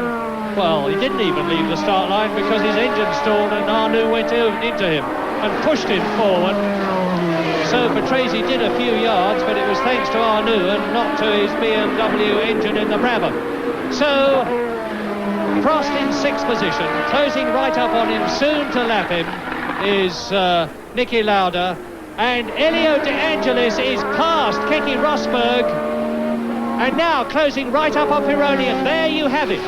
Now, at last, Elio De Angelis, who is driving, I think, the race of his life. He finished in 2nd place in Brazil some years ago in 1980 in his first season with Lotus. and he hasn't finished as high up as that since. And we're now seeing, with Rosberg apparently having decided that he'd better give best to De Angelis, that it's quite possible that we're going to see a 3-litre car win the race and a 3-litre car finish in second place if De Angelis can get past Pironi. Yes, well, Pironi's going to be working very hard to keep and hold that second place because, of course, he's very much up in the thick of the World Championship and frankly looks like the favourite to win the championship right now, particularly in view of this race. 1 point behind Watson when the day started. Watson already out of the race. If Pironi can get 6 points out of this, it'll be very useful. Of course, there's a 2-point swing to the next place. And so he's going to make himself as wide as possible. He obviously can't get away from them for speed, but he's for sure isn't going to give that place away, and it's going to be hard work for De Angelis to earn it. Rosberg's had his turn trying to get round. De Angelis has already had a turn before. Now they've swapped back, and it's De Angelis' turn just to try and find a way.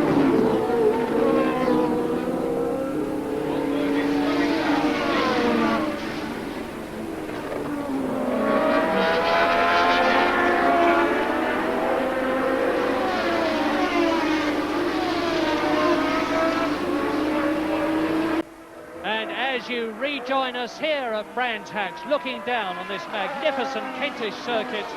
The bitter news is that Derek Warwick is out of the race on lap 42. He had a drive shaft break.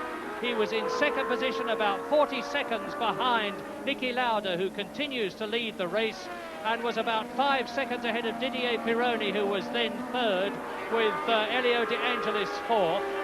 And now you see the positions there. On lap 54 now, out of 76. Lauda is now some 43 seconds, ahead of Didier Pironi in the Ferrari, who has got Elio De Angelis crawling right over him to try and take that second place. Patrick Tambay in the second Ferrari is driving a magnificent race in only his second race for the Italian concern. And there is Lauda.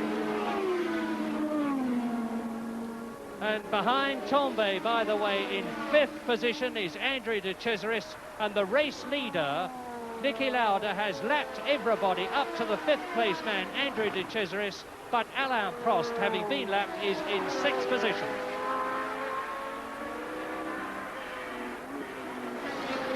Well, John Watson, this has not been a good day for British heroes. We've just seen poor Derek Warwick go out, but of course, although he's lost second place, you've lost first place in the championship if the race stays like this. What happened?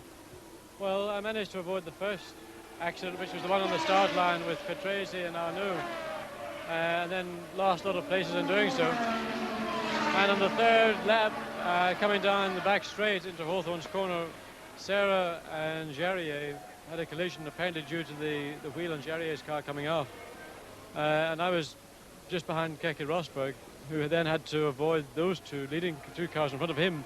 I in turn had to avoid him and got a wheel on the grass. In doing so, car spun across the track, stopped without any damage at all, but the engine had stalled and I couldn't restart the engine, so I had a long walk home. John, it must be a bitter disappointment for you after a day that promised so much, particularly as you say your car is completely undamaged and just wouldn't start. Well, it's been a frustrating weekend one way and the other, and the race started off not very well, first of all, and it didn't finish very satisfactorily either. And the only good thing I can say is at this stage, Niki Lauda, my teammate, is leading the race, and he's going to take 3 points away from Pironi if he stays in second place, so I have to thank Niki for something. John, let's hope he does. Thank you for talking to us, and better luck next week. Thank you, Barry. Lap 56, Niki Lauda leads by 42 seconds from Didier Pironi, and here is the action, because thundering along behind Didier Pironi, number 28 in the Scarlet Ferrari, the man who is now leading the World Championship if he finishes this race in the first six, is Elio De Angelis in the black and gold John Player Special. De Angelis in third position, and he's less than a second behind the Ferrari, and he is some 17 seconds ahead of Patrick Tambay in the Ferrari, who is in fourth place. In fifth position is Andrea De Cesaris, and sixth and lapped is Alain Prost. Seventh and lapped, of course, is Bruno Giacomelli, And there is the gap between Didier Pironi, who is second, De Angelis, who is third, 1.1 seconds. And De Angelis, I think, will be able to close up on Pironi. He has done so several times in the past. Pironi coming up to lap Marc Surer, the Swiss driver in the Arrows, who is in 12th position. There's a lot of lapping going on all round the circuit now, but this is the excitement and the drama on the circuit. The battle between Didier Pironi, number 28 in the Ferrari, and Elio De Angelis, the Italian, in the John Player Special, for second position. But Patrick Tambay is definitely gaining on this battle.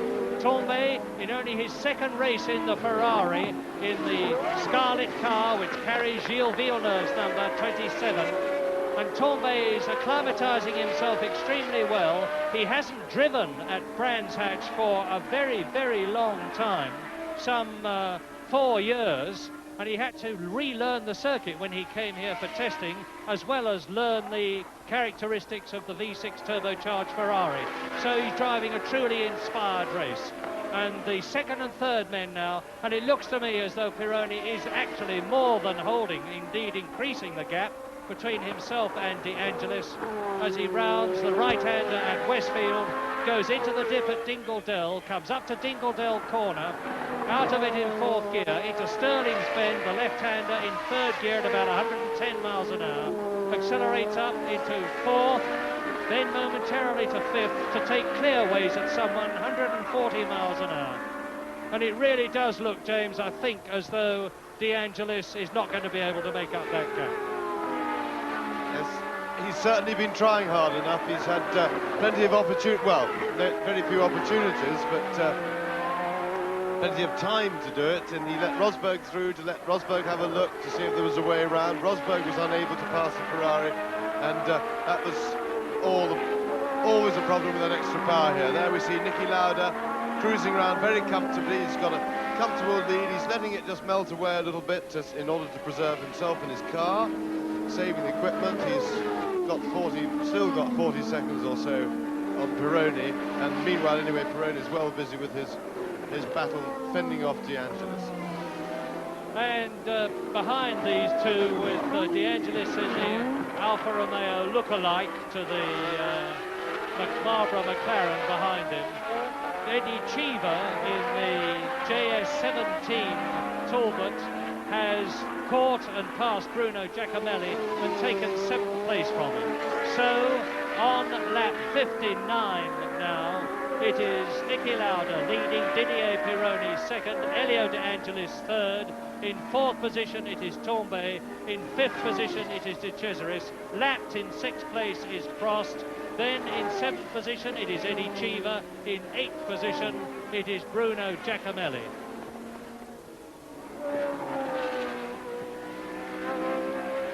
Well, what a phenomenon this man Niki Lauda is, as we look at Pironi in 2nd place and De Angelis in 3rd. He's had 2 years out of motor racing after dramatically stepping out of his car, the new Ford-powered Brabham, at the Canadian Grand Prix in the practice 2 years ago, or 3 years ago now. Niki Lauda steps out of his car and says, and here he is in the lead at the British Grand Prix, I will race no more, it makes no sense this going round in circles, I'm going to do something else, and the something else was to develop Lauda Air, his newly established airline in Austria. Well, he did that extremely well, bought himself several aeroplanes, developed routes, and then he got fed up with that and said that he could still feel the urge to race in his veins. Came back and tested at Donington at the end of last season, decided that he was going to join the McLaren team, and he's already won 1 Grand Prix this year and looks as though he's on his way to his 2nd. Does it make you itch to get back into the fray, James?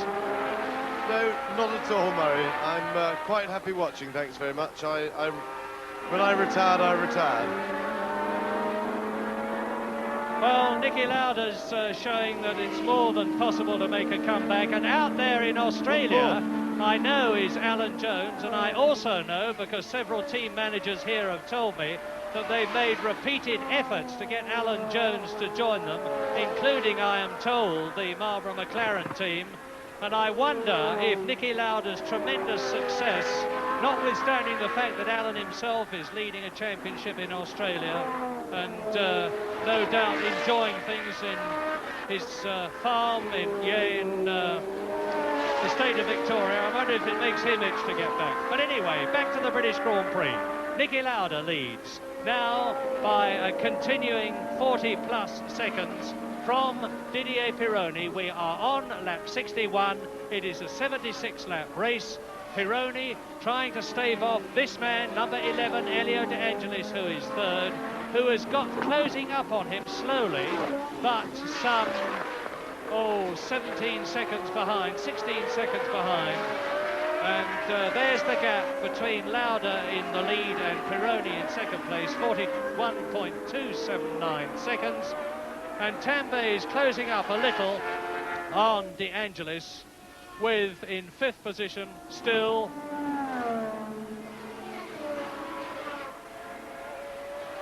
yes, Pironi of course is going to be into the lead of the World Championship, and I am frankly, as I talk to you, doubting the accuracy of the readout information I'm getting on the gap between Niki Lauda, who is leading, and Didier Pironi, and I'm therefore going to follow the old-fashioned expedient: if you want something done properly, do it yourself, and find out what the gap between Niki Lauda, the race leader, and Didier Pironi is myself. But there is the gap between the second place man, Didier Pironi, and Elio De Angelis, 1.492 seconds, and I promise you that that is right to the nearest 1,000th of a second, or was at that point. But how is Lauda doing in relation to Pironi? It is lap 62. Lauda leads, that's for sure, on his way to his second Grand Prix victory of 1982, and on his way to his 19th Grand Prix victory in his long and meritorious career. Pironi still holding off De Angelis, Tambay still in fourth position, Daly still in fifth position, and as Niki Lauda goes through, I can give you the news that Niki Lauda is definitely slowing down.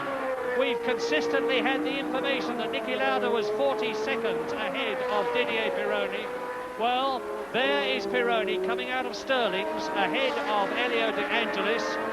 It is 18 seconds since Niki Lauda went past me. There he is. Now, De Cesaris, I notice, is not pulling away, is not being pulled away from by Niki Lauda, if you follow me.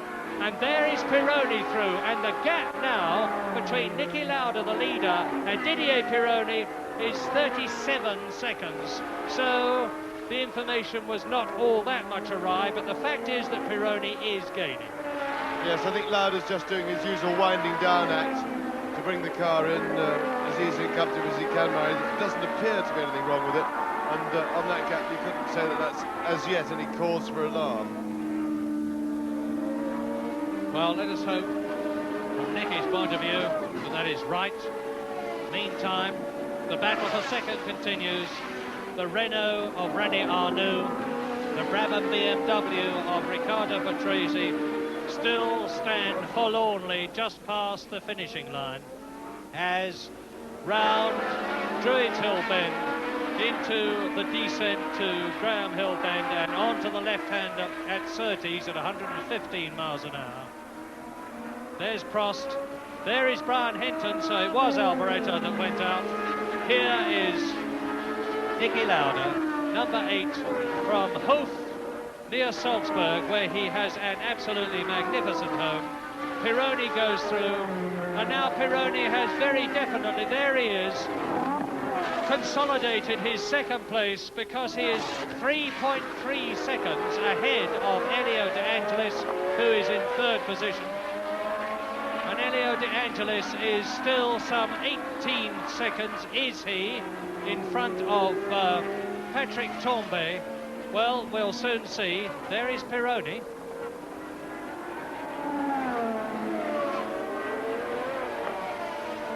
And Patrick Tambay as Pironi goes round Hawthorne Bend, comes out of Surtees, and there is Elio De Angelis into the right-hander at Dingledale corner. And yes, there's confirmation. Pironi pulling away from Elio De Angelis. So it is V8 Ford-powered Marlboro McLaren in the lead. V6 turbocharged Ferrari, there it is, in second place. Yet another Ford V8 in third place, that of Elio De Angelis. It would be wrong to say that the race is wildly exciting at the moment. It is certainly extremely interesting, and particularly from the point of view of motor racing enthusiasts. And I must congratulate Patrick Tambay, who has driven and is driving a magnificent race. There's Lauda. Now, look back along the course, and you will next see, you can see, and while I'm talking to you, the course is completely clear, and all the time, Lauda is going on his way, whilst we wait for Didier Pironi to appear at the right-hander at Dingledale corner, and then the left-hander at Stirling's Bend, and we wait, and we wait, and we wait. The seconds tick away. We're doing this deliberately. There's the Alfa Romeo. Now, behind them, there is Pironi, and then about 2 seconds behind him is Elio De Angelis. So, having sat there and watched your screens, you know exactly what the time gap is between the leader, Niki Lauda, the second place man, number 28, Didier Pironi, and what a season Pironi is having. He may not be winning the British Grand Prix, but he finished 6th in Belgium.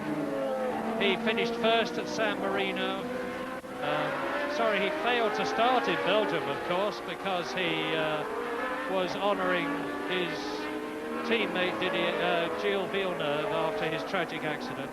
But he went on to finish 2nd at Monaco and 3rd at Detroit, and then to win in Holland, as a result of which he's now on his way to leading the World Championship if he can just stay in the first 6 of the British Grand Prix, which he will do with no trouble at all, provided he has no car problems.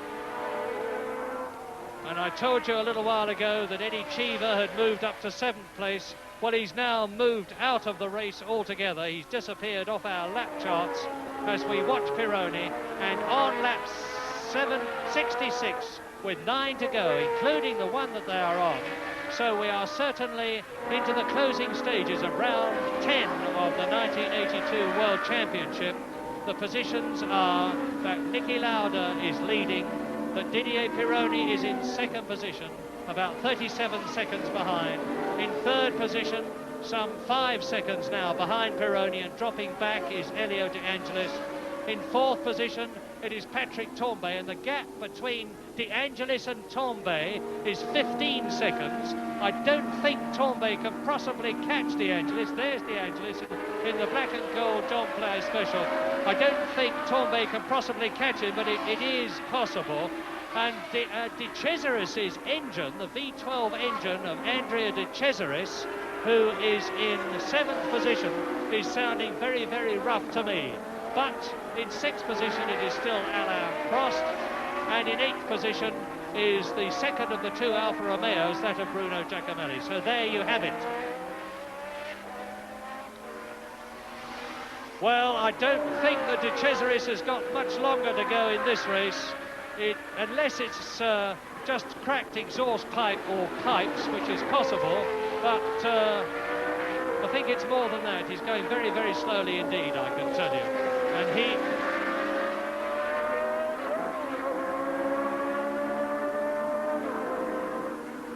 De Cesaris.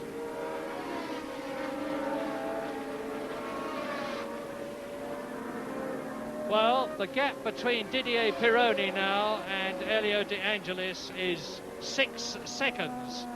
So the Ferrari is pulling away from the Lotus. But I've got a watch running on the gap between the car that you're looking at now, Patrick Tambay, and it's down to 12 seconds. Patrick Tambay is gaining on the car you are looking at, number 11, Elio De Angelis. He's 12 seconds behind, And I would not be at all surprised if we see Ferraris finish second and third. And that is De Cesaris, without a doubt. There is, I said his engine was rough, and sure enough, on lap 69, out of the race goes De Cesaris. So people who are no longer in this British Grand Prix include Keke Rosberg, René Arnoux, Riccardo Patrese, Teo Fabi, Chico Serra, John Watson, Rosberg, of course, we've seen go into the pits, Derek Warwick, and now Andrea De Cesaris and Roberto Guerrero. Now this is the interest, because Patrick Tambay, the man about whom I have said so much in his 52nd Grand Prix for Ferrari, is definitely gaining on Elio De Angelis. I gave you the gap as 12 seconds on the last lap. I've got a stopwatch running. There is Patrick Tambay going through to complete his 68th lap, and he is now a time of 10 seconds behind Elio De Angelis. So Patrick Tambay is gaining at the rate of 2 seconds a lap on Elio De Angelis. This is lap 70, so he could catch him before the end of the race and take third position. And that would be a magnificent drive if he did that thing. On lap 70, Lauda leads, 38 seconds now the lead. De Angelis second, sorry, Pironi second, of course, De Angelis third, Tambay fourth. Then in fifth position behind Tambay is Alain Prost. In sixth position is Bruno Giacomelli now. The Alfa Romeo is almost up into the points. In fact, he is up into the points, and that's the first time that Bruno Giacomelli has been there for a very long time. He has no points at all yet this year, and this is the 10th Grand Prix when all is said and done. There is Prost, 5th place.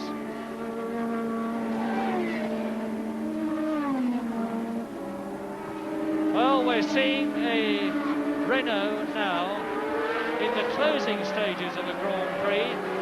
And I have to say, with absolutely no malice, that is the first time that we've seen this for one reason or another. Sometimes driver error, sometimes car problem, for a long, long time. And it will be a very considerable relief and to the Renault personnel. Niki Lauda is now on his 71st lap in this 76 lap race. There is Prost in 5th position in the Renault. Lauda, Pironi, De Angelis, 3rd position. 4th is Tambay, closing up on De Angelis. 5th is Prost, there he is. And in 6th position, Giacomelli, obviously frantically hoping that he's going to make that position right to the end, at least to get himself in a World Championship scoring position. Well, it looks as though... No, I better not say it. I've said it so many times in the past and things have changed dramatically. What really matters is what is the gap between De Angelis and Tambay. And it's closing all the time because it has now come from 12 to 10 and from 10 to 7. Patrick Tambay has taken 5 seconds out of the lead which the 3rd place man Elio De Angelis has, and when we see Elio De Angelis the next time, we will almost certainly see Patrick Tambay not so very far behind him. We also have Derek Daly putting in a fine drive fairly close behind Tambay.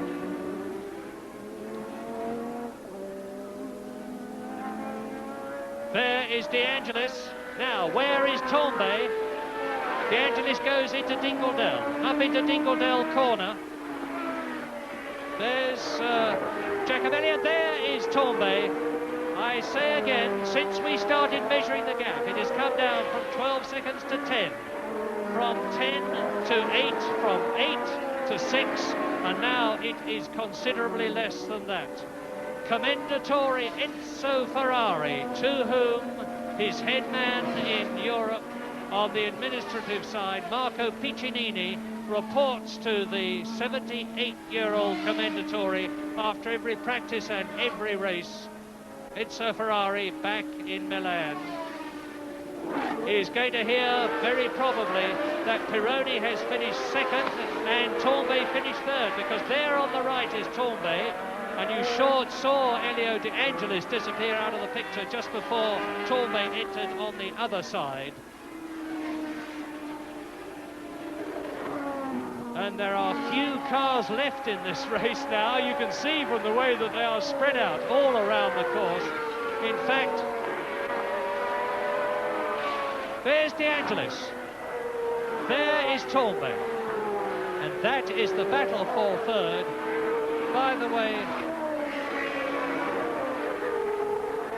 Derek Daly is well down the field, of course. We've seen him from time to time. There he is, as I say it. Derek Daly has been into the pits and come out again. And there is Bruno Giacomelli. There is Tombay. And the important thing is, what is the gap between De Angelis and Tombay? It is 2 seconds. Take no notice of that, it's closed up. There is the Ferrari. He's got to get past the 2 cars in front of him. The Arrows and the Alfa Romeo, and they're disappearing. Down to Graham Hill Bend is the black and gold John Player Special of Elio De Angelis in third position. Now you see the first and the fourth cars in that picture, and there is Tombay going through and taking the Arrows. Now he's closing up on Bruno Giacomelli in the Alfa Romeo. There is Elio De Angelis, who is third. Behind him is Giacomelli, who has been lapped and is in 6th position. So Patrick Tombay, who is currently 4th, is about to lap the 6th place man. Niki Lauda, of course, still well out there in front, 33 seconds ahead, but he's obviously pacing himself to victory, easing himself home. And Tombay now can see Elio De Angelis, and he has got, as he comes through shortly to finish his 73rd lap, another 3 laps, including the one he's about to start, to catch and pass the Italian. And now is he going to go past Giacomelli? He's got to get past him, of course, because De Angelis is in front of the Ferrari and in front of the Alfa Romeo. It's considerably less than 2 seconds now. We are on lap 74. 1.6 seconds, says the delay, and that is it. And that is the delay between the 3rd and the 4th place man. As I talk to you, Lauda leads, Pironi is 2nd, De Angelis is 3rd, number 27, Patrick Tombay, is in 4th position. In 5th position is Alain Prost. 6th and lapped is Bruno Giacomelli. And now you see De Angelis, Giacomelli, Tombay and Daly, and the 2 that matter are De Angelis there and Tombay there.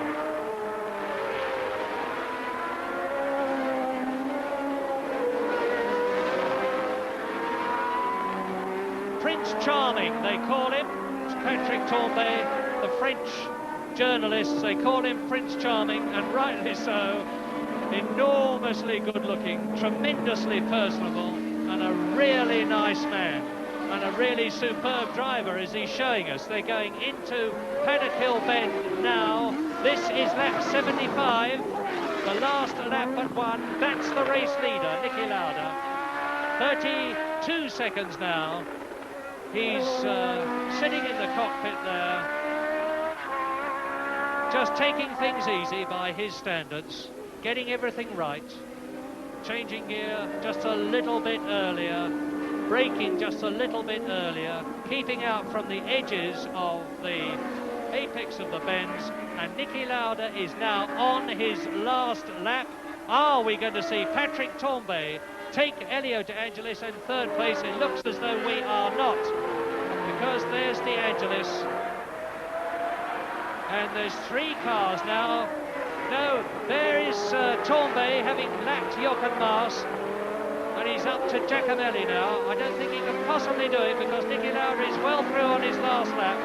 The checkered flag is going to go out to greet the Austrian home to his 19th win in his 123 races.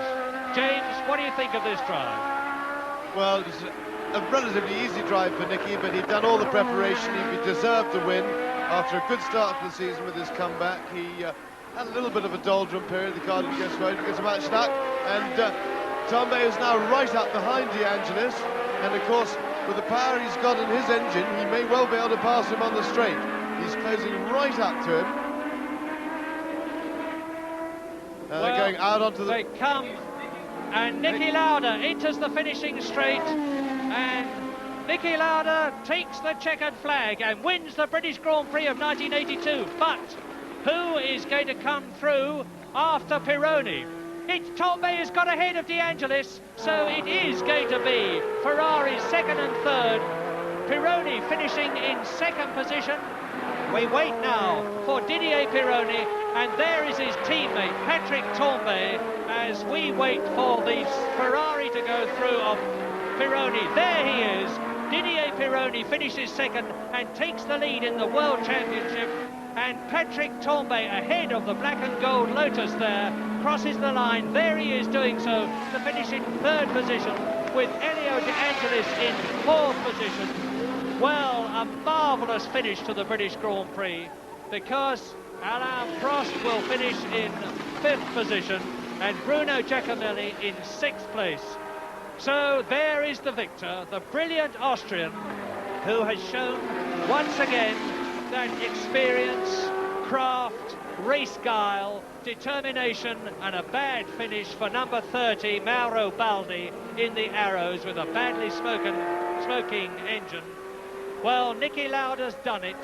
That gives him 9 points in the World Championship, and that takes him well up through the field. But subject to official confirmation, a win for Niki Lauda. In second place, Didier Pironi. Third, Patrick Tambay. Fourth, De Angelis. Der Sieg in diesem Jahr. 9 Punkte für Lauda, 6 für Pironi, 4 für Patrick Tambay, der in der letzten Runde, in der letzten Kurve Elio De Angelis auf Lotus noch überholt hat. 2 Punkte für Derek Daly und 1 Punkt für den Franzosen Alain Prost auf Renault Turbo. Prost ist also zum ersten Mal nach Rio wieder im Ziel. Zum ersten Mal gibt es also wieder eine Zielankunft für die Renault Turbos nach den vielen Enttäuschungen der letzten Wochen und Monate. Noch einmal das Ergebnis im heutigen Grand Prix von England. Lauda gewinnt, zweiter Pironi, dritter Tambay, vierter De Angelis, fünfter Daly und sechster Prost.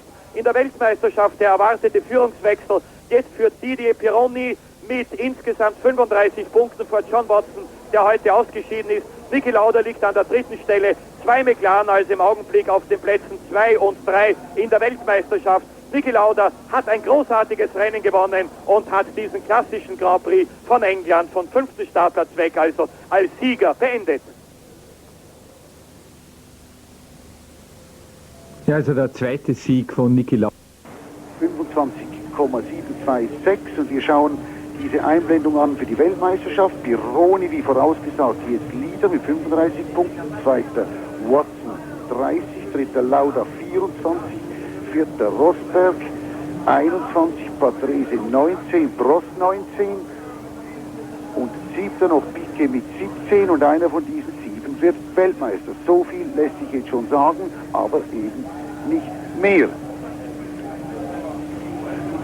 Zweiter Didier Pironi, also 25,726 zurück. Dritter Patrick Tambay, der in der letzten Runde an Elio De Angelis vorbeiging, mit 38,436 Sekunden zurück. Vierter Elio De Angelis, 41,242. Er hatte Glück, überhaupt noch über die Ziellinie zu kommen. Ich denke, das Benzin ging ihm aus. Fünfter Derek Daly, 41,430. Um ein Haar wäre De Angelis also auch noch von Daly abgefangen worden. Sechster Prost, 41,636. Hier fand also auf den letzten Metern ein Sprint statt. Siebter dann Bruno Giacomelli, eine Runde zurück. Achter Hinton, eine Runde zurück. Neunter Baldi, 2 Runden zurück. Baldi, dessen beschädigten Wagen wir auf der letzten Runde oder nach Ziel wahrscheinlich noch kurz sehen konnten. 10. Maas, 3 Runden zurück. 11. De Cesar ist noch klassiert mit 10 Runden Rückstand, obschon er das Ende des Rennens nicht sah. 12. Cheever, 16 Runden zurück, auch er klassiert oder zumindest hier aufgeführt. 13. Sura, 17 Sekunden Rückstand. Diese Fahrer werden allerdings dann nicht gewertet werden, wenn sie auch hier jetzt noch erscheinen, weil sie keine 90% der Gesamtdistanz zurückgelegt haben. Der letzte Klassierte wird Jochen Maas sein mit 3 Runden Rückstand. Das heißt also nur 10 Fahrer echt im Klassement, 10 von 26 gestarteten Grand Prix-Piloten.